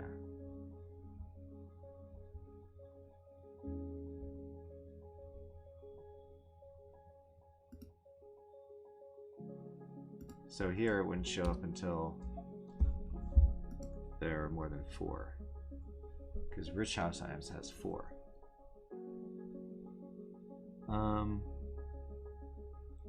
Actually, that does make me start thinking.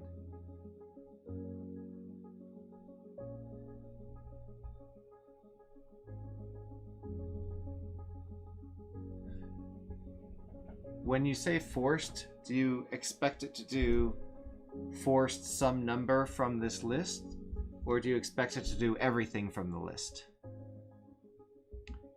Quest item Seed of the Evertree only has 1 item, but Rich House Items has well, all of these 4 items to go through.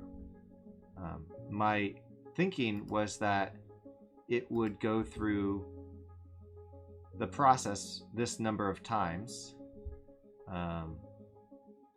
and there's no min-max because you're forcing it, so it's gonna have to be this many.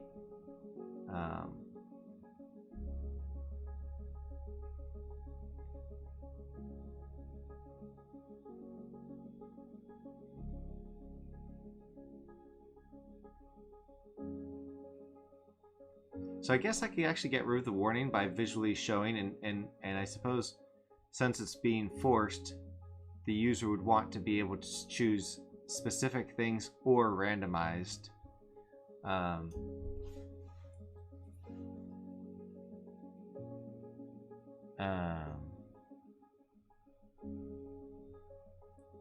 Because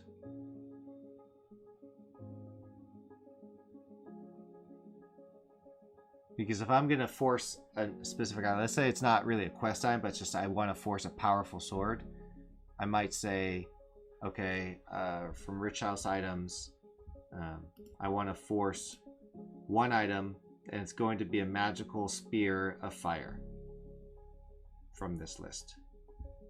I might say, though, I want to force a magical random item of fire.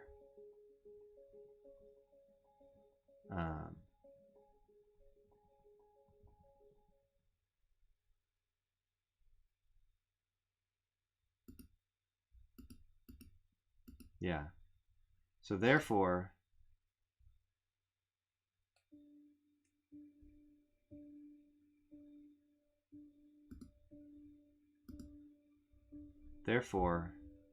let me change this slightly different, do it slightly different. Display item chances forced. Okay, so item count, that's the number of items that will be spawned. And then clamp that, end row. So let me just, instead of getting rid of it, I'm just going to comment it out for now, just in case I change my mind. And then we'll say indent plus and indent minus. Always have to do that, or you'll get weird effects. And then we will say display items.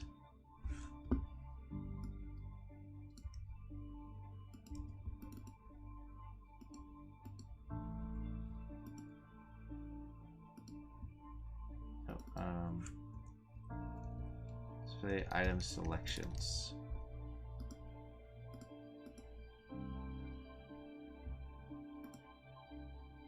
It means we're going to have to add more to the class structure too.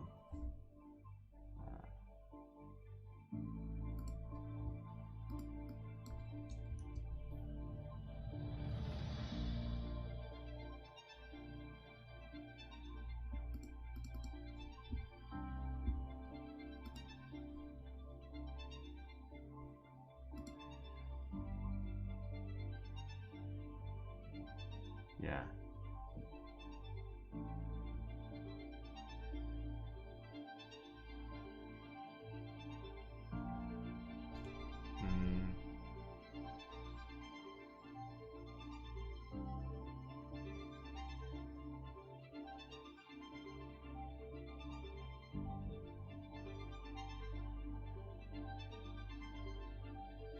The concept of a force item is very important.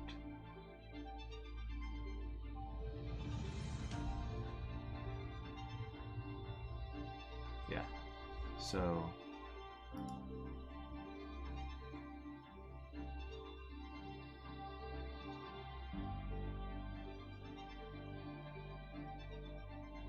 instead of doing, yeah, let me read what you said. You always have good ideas. Expect force to be a mandatory item rather than a list with a prefab. However, if the prefab only has one item, then it should act the same. It should. What I'm thinking though, because there could be quest item, you know, Sea of the Evertree, but you can collect as many as you want. It's not limited to one. So what I'm thinking is that forced may not actually be a concept in this level, but rather down lower.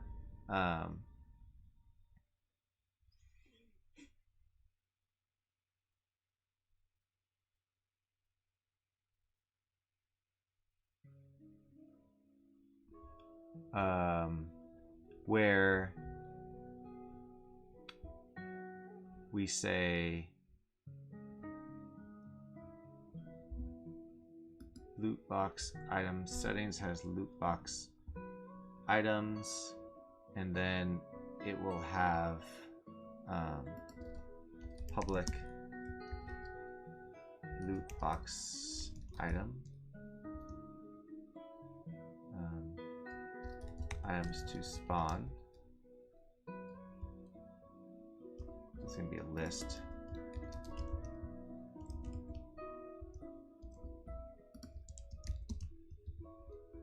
And loot box item will be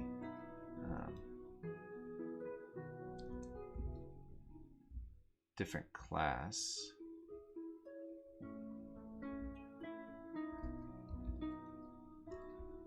Public class loot box item, and serializable, and this will have in it bool forced,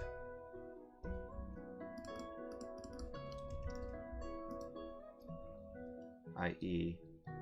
it has to happen.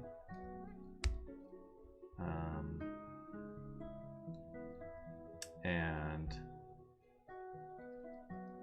public items, public item, public item mod prefix, and public item mod suffix.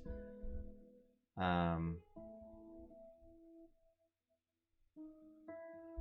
a couple more bools: public bool random prefix, public bool random suffix, and public bool random item.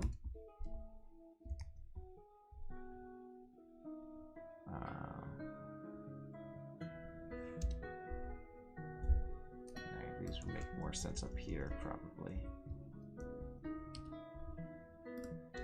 And the other thing, am I keeping the references to the items, or am I keeping references to the item unique IDs? In this case, the loot box will be attached to a object in the scene, and I mean, this is a reference to the scriptable object, so I guess they will all be references to the scriptable object. I should probably save the UID though, because public UID or string loot box items UID, we're gonna have to do a relink method, public void relink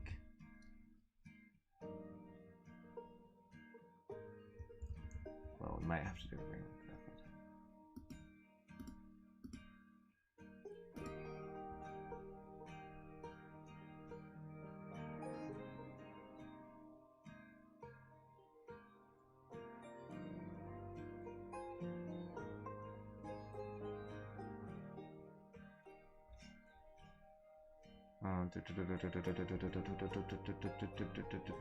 So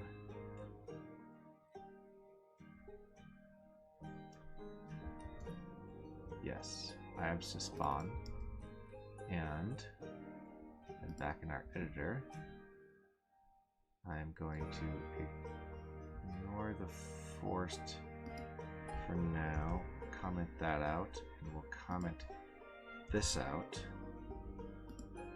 And then, so now they should all say min-max. And I don't think we're going to need the item count anymore.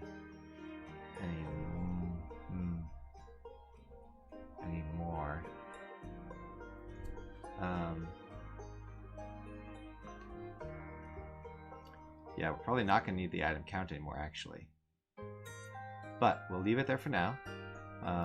And then what we'll do is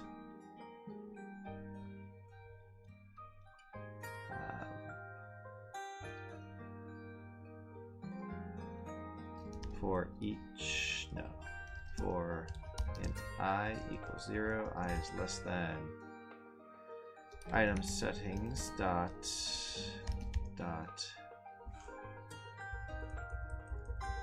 items to spawn dot count I plus plus. And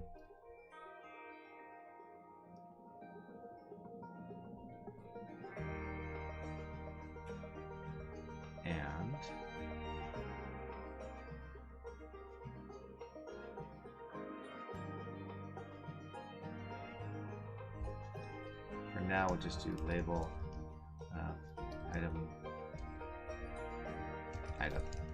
just to have something to show when we have it. But we need to do another thing. We need to do a background color dot yellow is what I generally use for this type of stuff, I think. And then background color dot white.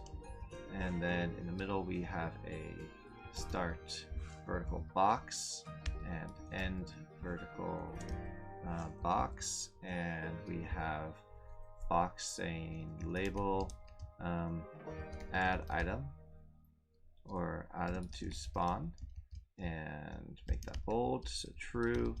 And then we will do 3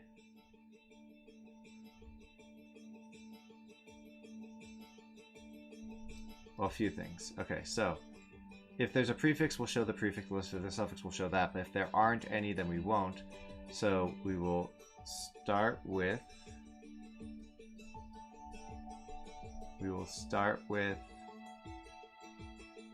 saying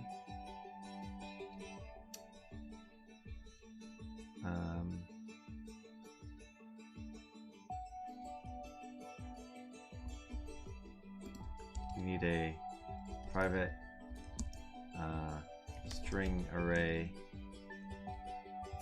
prefix list, prefix array, or prefix names, we'll call it, and we're going to pass in loot box items, item settings, or rather pass in loot box item, loot box items, and so we're going to return, so string array new array equals string array. What's the damn code again? I always forget the code.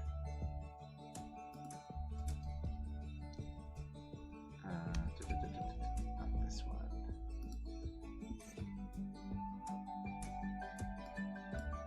This is what I'm looking for.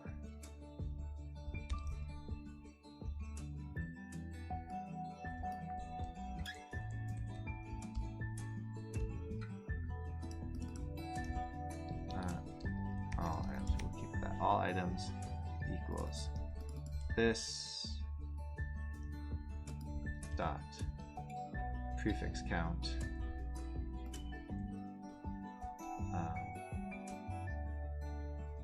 plus 2, because we're going to have options for none and random. And then we're going to say all items 0 equals random or none. None. All items 1 equals random.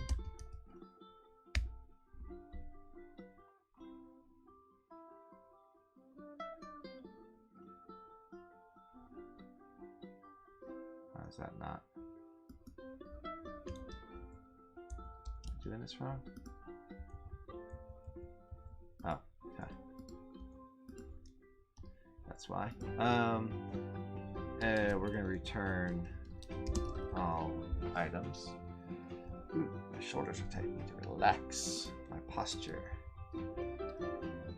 And then for each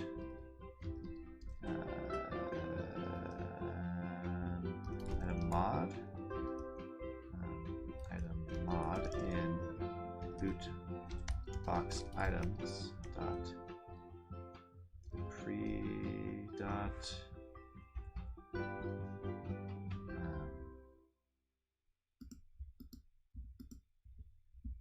loot box item parent item dot loot box parents items dot prefix now dot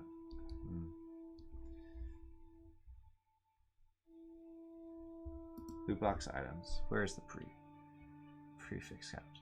Parent in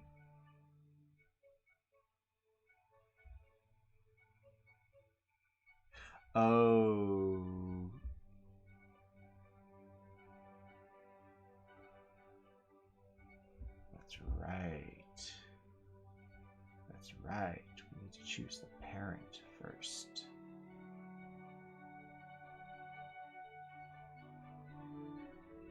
Because there could be multiple items from multiple items lists there. So before we get here, do this same for suffix names though and item names. Item count. This is actually wrong suffix count, so I'm going to undo that because I'm going to have to change that. So the first thing is actually the items itself, which contains prefix, suffix, and items. So individual item objects. So add item to spawn, and the first box is actually going to be start row and end row. And the first box in this is going to be the items object, then prefix object, then item object, and then suffix object. So first we need to do the items object. So that's going to be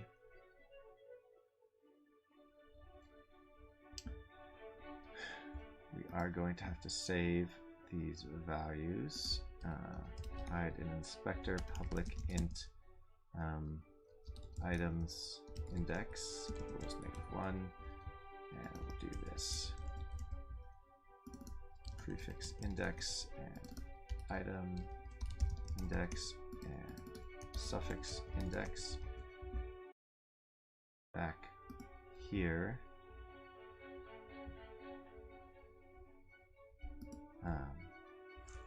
We'll do item settings dot items index equals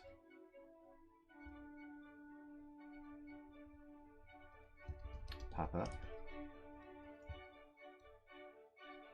items settings dot items index. Options will be items name,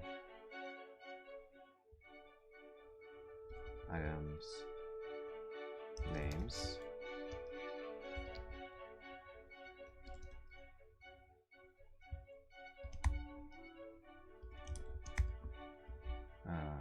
and this is going to get a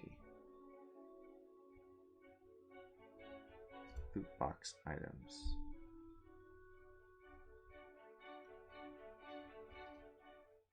So item settings dot loot box items. Okay. This is going to be items names. So for this one we don't have random and none. Ooh. Although random could be an option.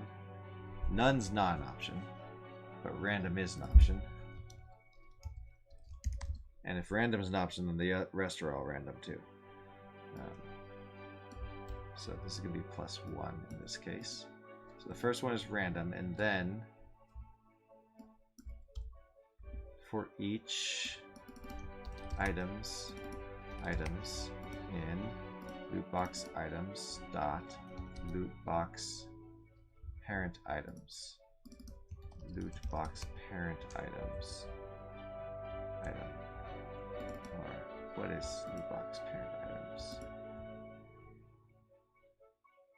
Parent items, that's what we're looking for. So for each lootbox parent item, there's one parent item. Items. Yeah, so lootbox parent items. Each one, we're going to say all items I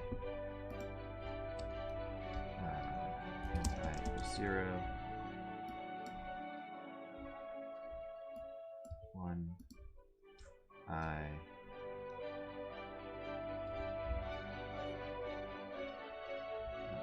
all items I equals parent items dot name. I think that'll work.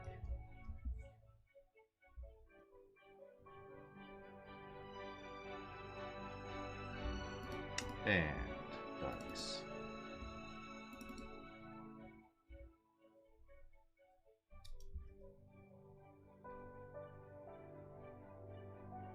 Because this is wrong. Parent items.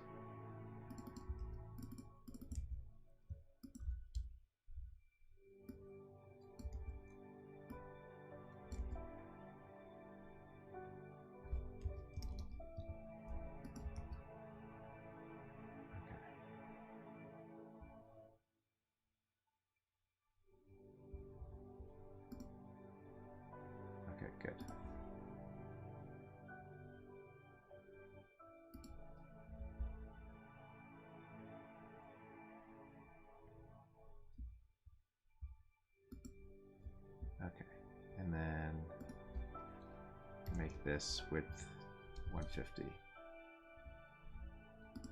Okay, so that's the items. And we're going to do this temp int temp items index equals item settings dot item index, and then if temp items index does not equal item settings dot items index, then we will make sure that item settings dot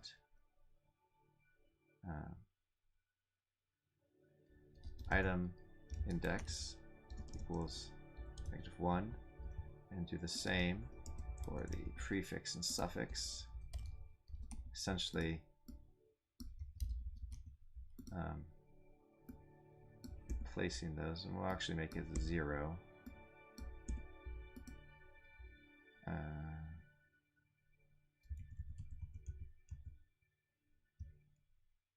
Yeah, 0. And we should actually probably make them 0 here too.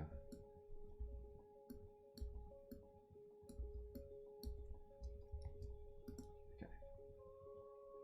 So reset those, and also if item settings dot item index equals 0, then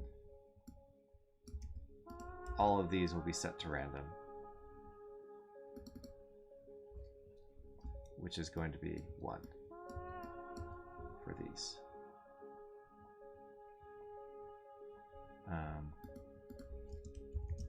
If the parent items object is random, then children, then prefix, item, suffix must be random.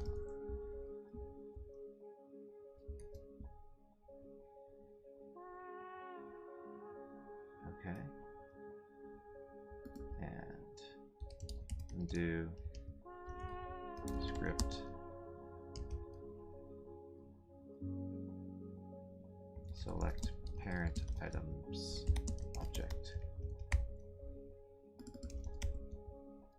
Undo.record object.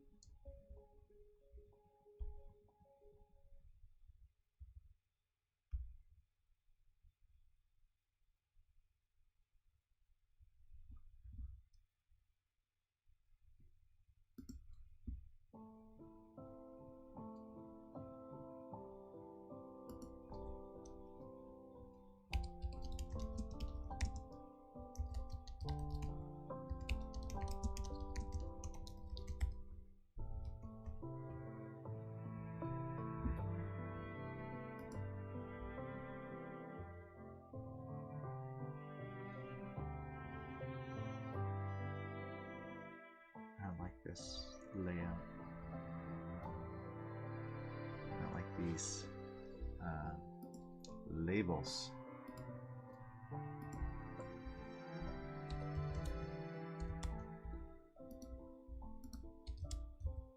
I think I can do it without the labels.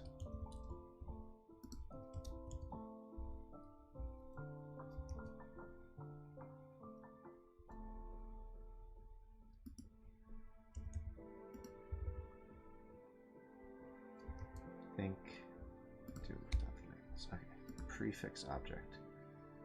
Let's go in prefix names, box items, and what we really need is the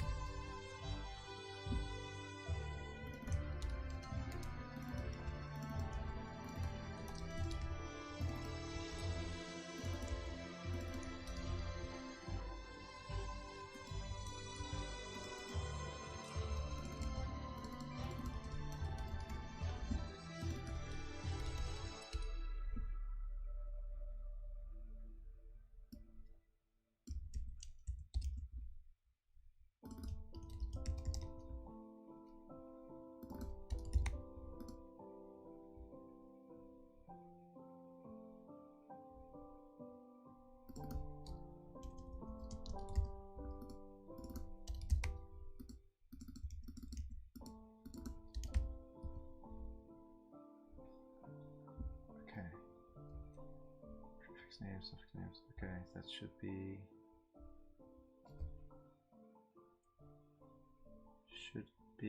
good. I'm gonna have to change a little bit of this.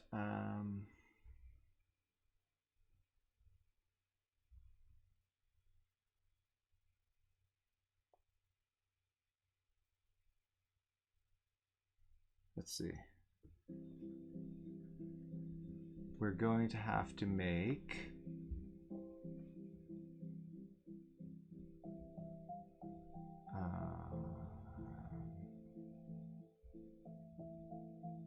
the actual index is going to be one for this one less than that. So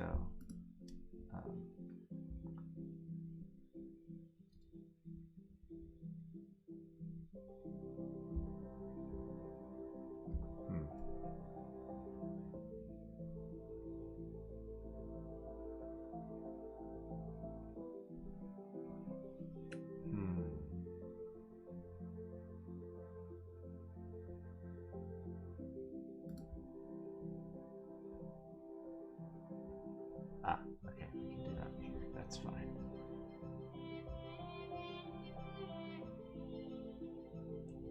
So we're keeping this. Okay.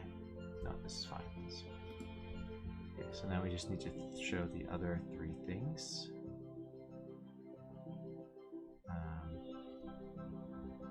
And we will say if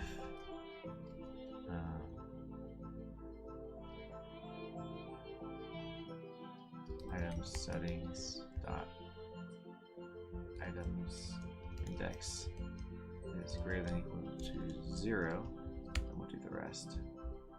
Just get rid of these comments. So if item settings dot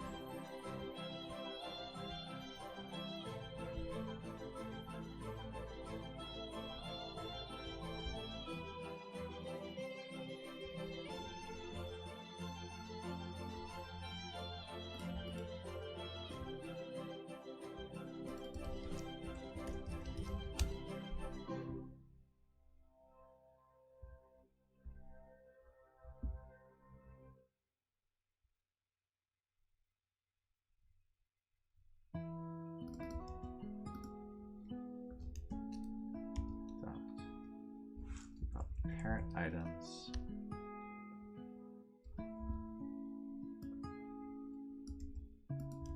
-1. So I'm going to call this loot box parent items equals that. So parent items dot prefixes of count is greater than 0, then we will show prefixes.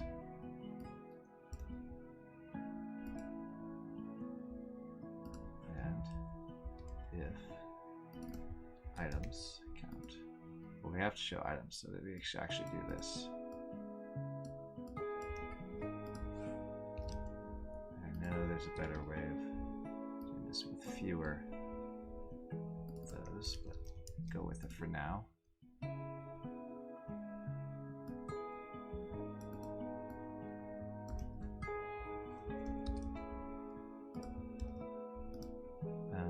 Okay.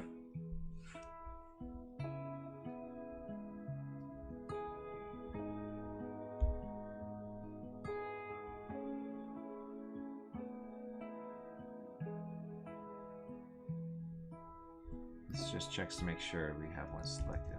Make sure we have one items selected, at least random, and then we cache this, the one we've selected.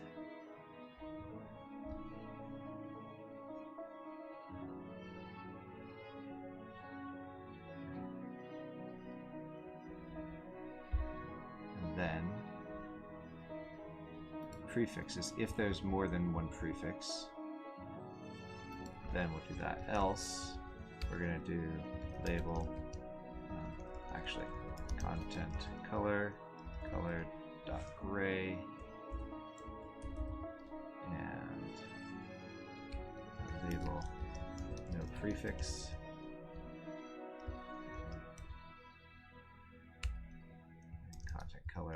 Color.white, and we'll do a similar thing here, but say no suffix. And in the middle here, we're going to say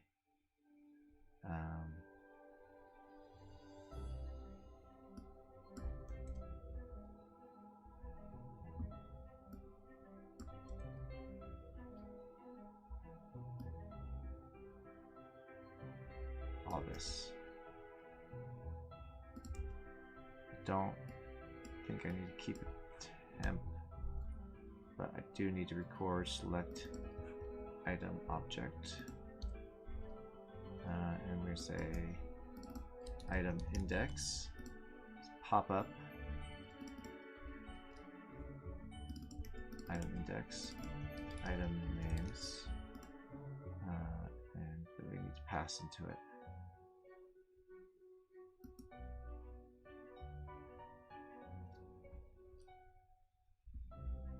Into it. Loot box items. No.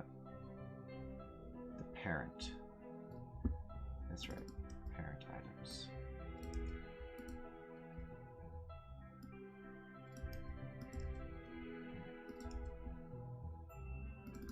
Prefix. Suffix. Prefix index. Names and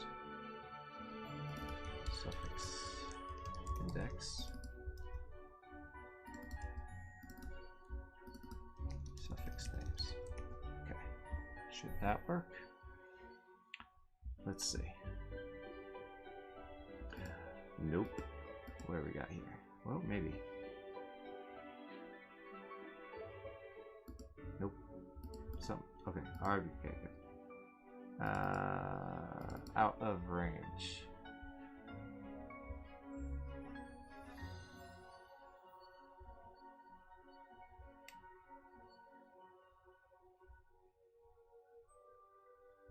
Items index is greater than or equal to 0.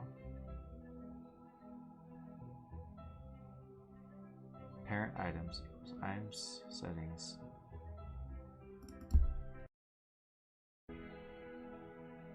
Loot box items. Items index -1.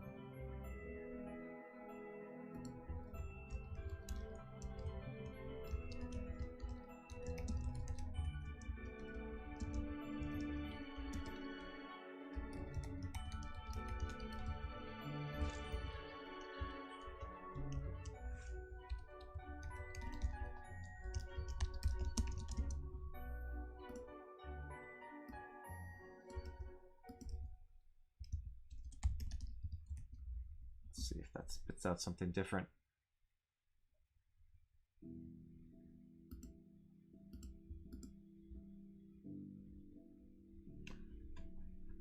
Okay, our index is 0, count is 1.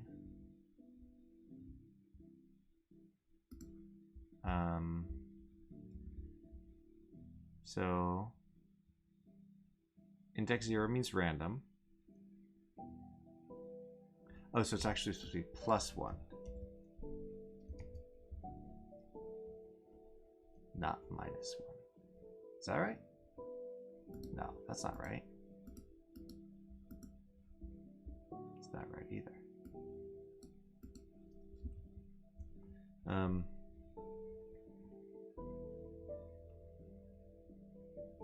So wait a minute.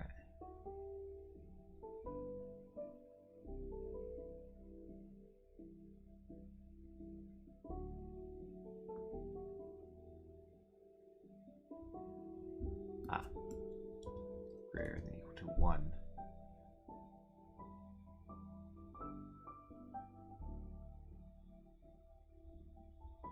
Okay, so random. So if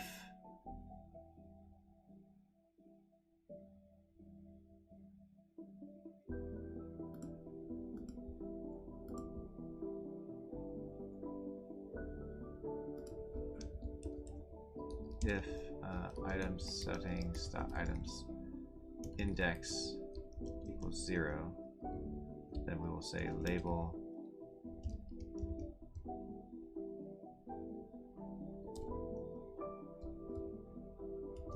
random prefix item suffix from a random items object list will be used.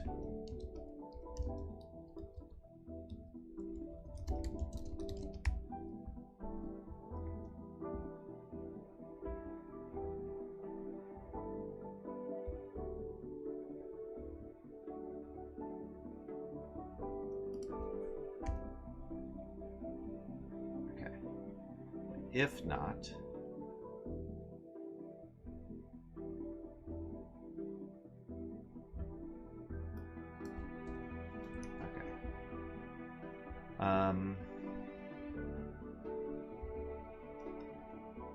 otherwise, we'll have this option.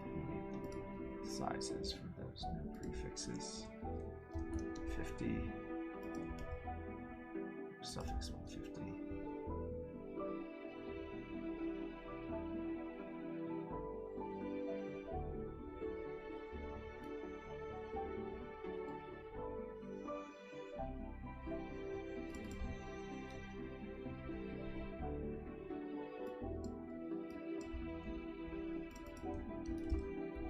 Has to be an item.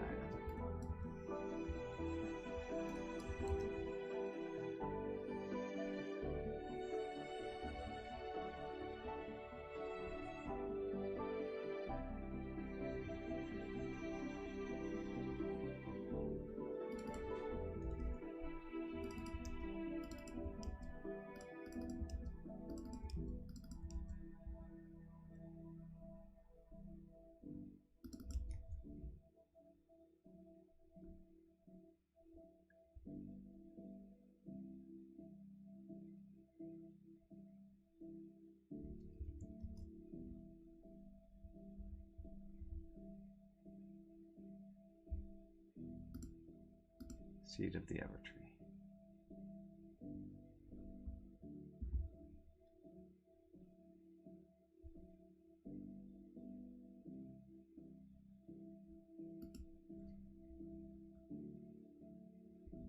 Okay. And then from here, we can go this magical. We need random items not working. Random suffix. So if we choose random, then it just goes there. So random prefix. We need random working for the items. Why isn't random working for the items? Item name singular. This should be 0. Okay. That's why. Random item. So we'll do magical random item of fire as an example. Okay.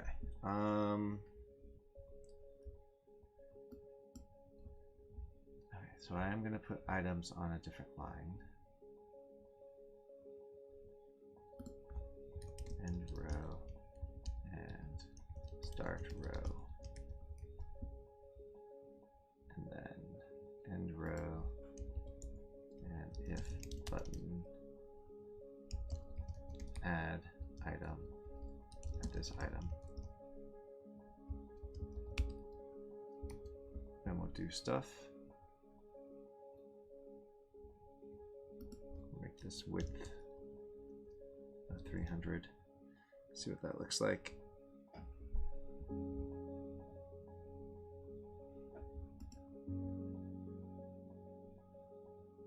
Apparently that one doesn't get the indentation.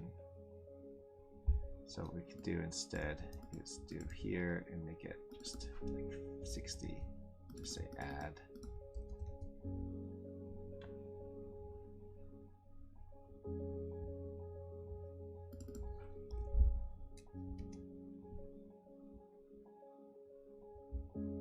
And this can be wider now.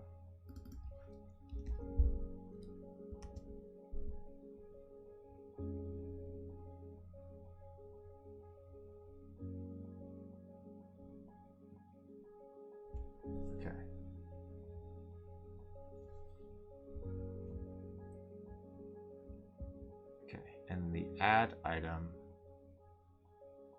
getting close to this section being done, and then I think redoing this whole force and item count because of it. Hopefully it's not just a rabbit hole.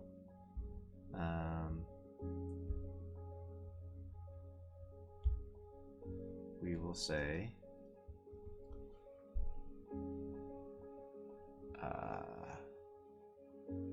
what will we say?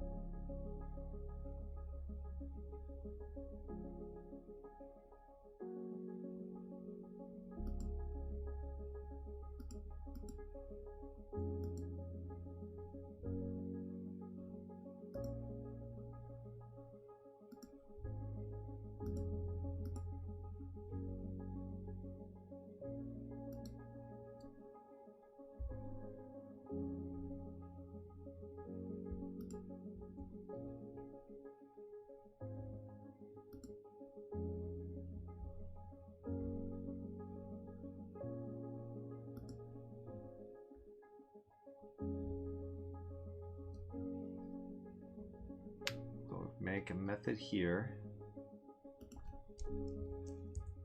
public void add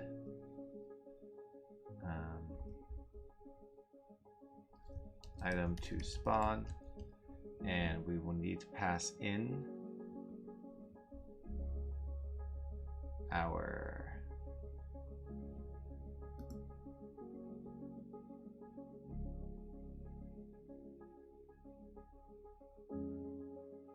information. I will do it differently. Always change it later. Do it in the editor for now.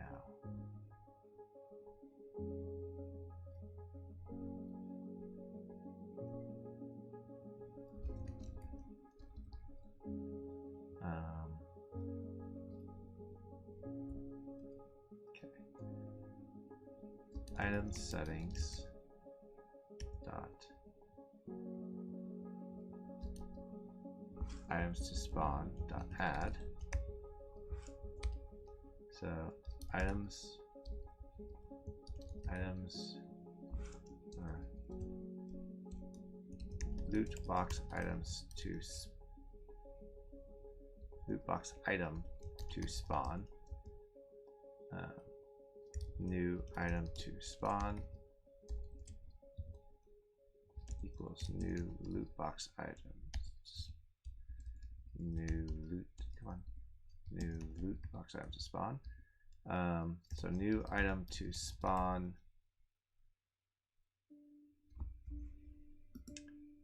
We need to populate all this if appropriate.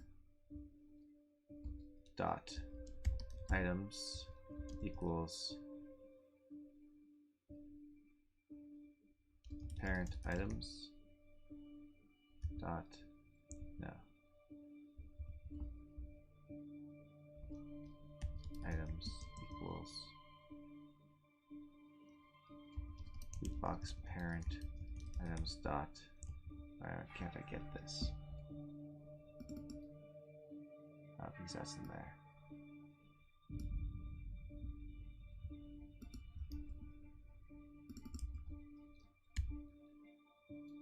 Parent items.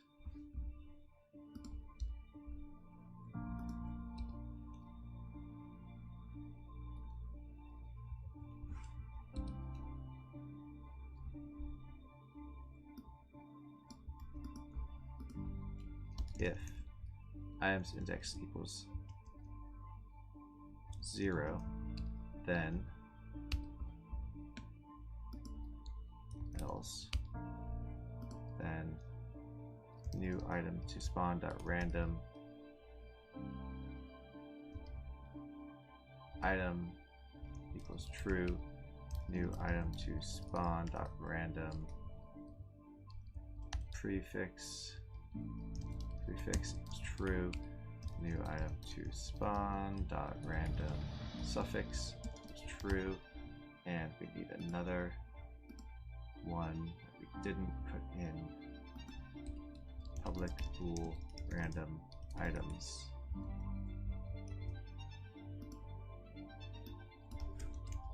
And that's also true. Otherwise, specify the exact parent items. And then we need to do similar things for the prefix, suffix, and item. So if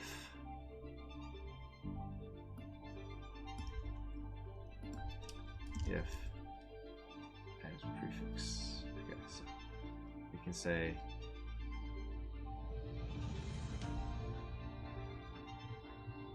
new item to spawn dot no prefix equals prefix index equals 0, true, false.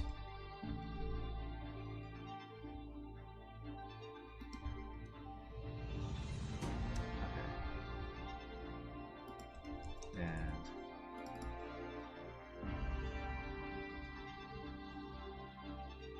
random prefix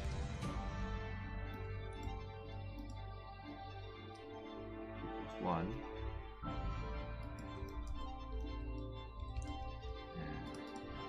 Suffix index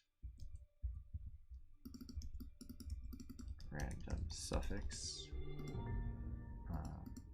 and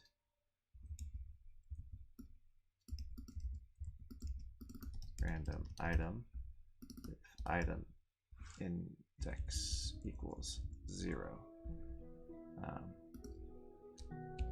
If items settings dot prefix index is greater than 1, then we'll have to do something special. Same with suffix and same with item, but that's going to be greater than 0.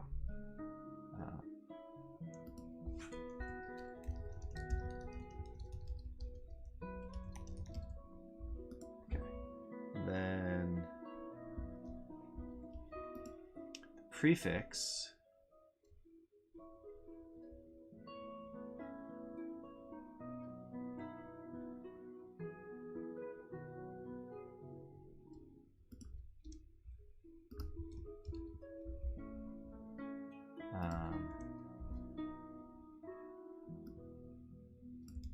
is going to be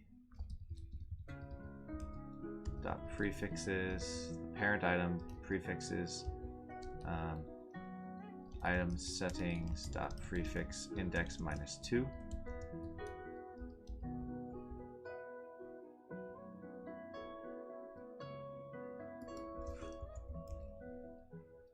Dot prefix equals that. And similar for the suffix. Suffixes and suffix index -2. And then similar for the items, but item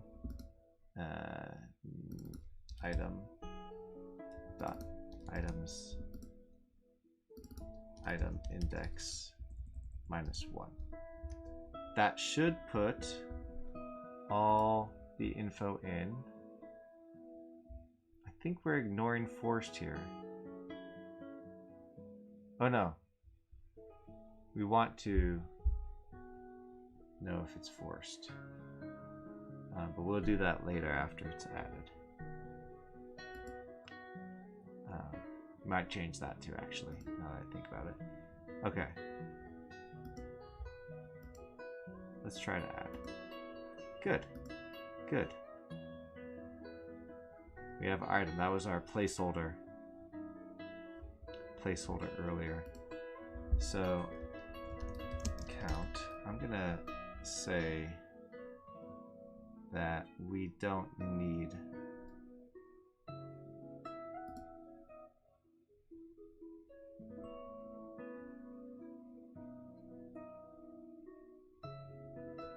this part anymore.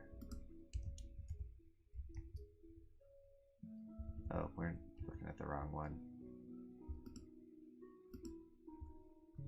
Display item chances.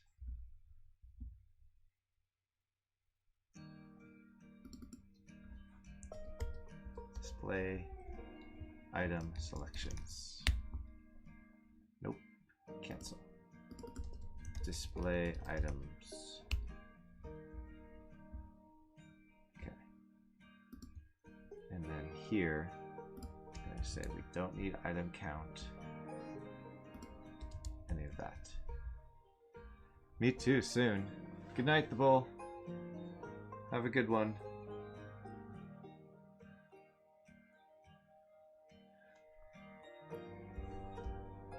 And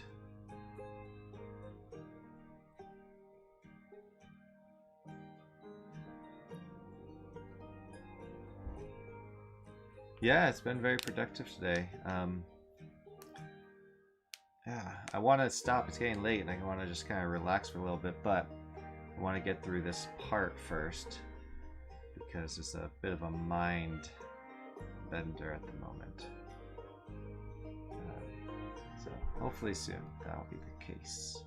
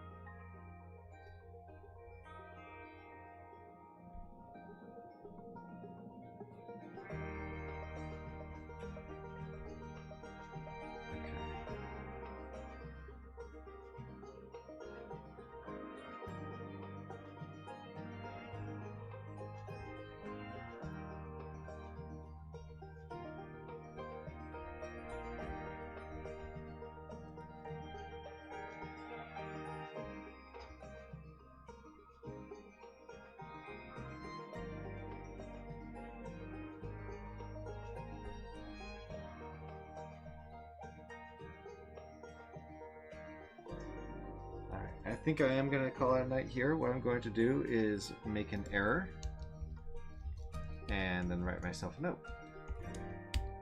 And what am I going to write myself? I'm going to say, next step is to list out the items to spawn, perhaps with a header and a remove button.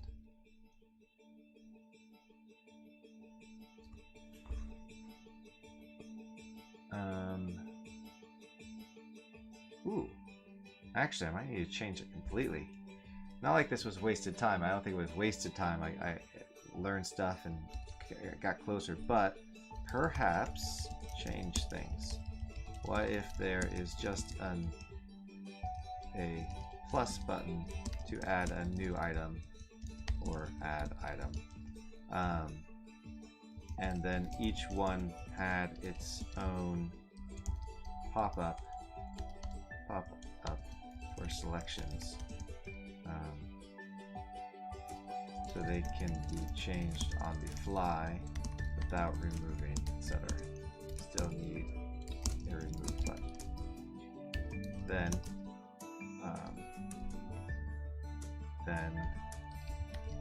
they can have a force button and do the auto reordering as we did before, but on the item level.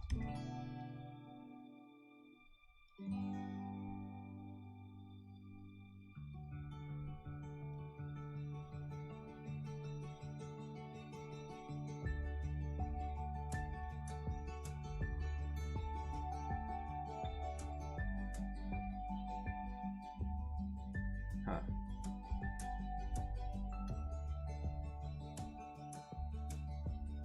Yeah.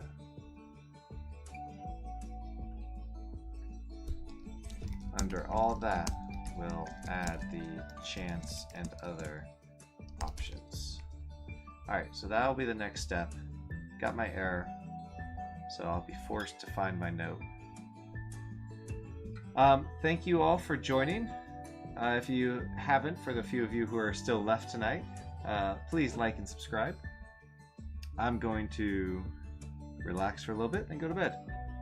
And I'll see you tomorrow. I've got another stream scheduled for tomorrow, so definitely go over to infinitypbr.com. I need to change this. We've broken 1,000 subscribers. Now we're getting to 4,000 watch hours. But definitely, you know, if you're going to browse assets, click on and see our assets. All of our assets, these are assets we produce. Supporting those assets helps support this channel and what we do. And also just buying any assets after clicking that link is an affiliate link. So that will give us a small throwback as well. And that'll be a nice way to thank us and help us out if you so choose. And otherwise, come to the YouTube here and check out the upcoming live streams. I've got a bunch scheduled. These should be fine. Tomorrow, Thursday, that's actually my birthday. And then Friday night, a little earlier at 6 p.m., just in case I want to chillax a little bit more after that, or just stream for 6 hours straight. Who knows? We'll see. So we got those. Not sure if I'll be streaming this weekend. Probably Sunday, but I haven't set that up yet. And Jack, to your point, I will look to add episodes and or other names to these to make them more appropriate. I'm not sure if all three of these will be this loot setup. Might be, unless things go really well, then won't be, but we'll see. So yeah, thanks very much, everyone, and have a wonderful rest of your day or night.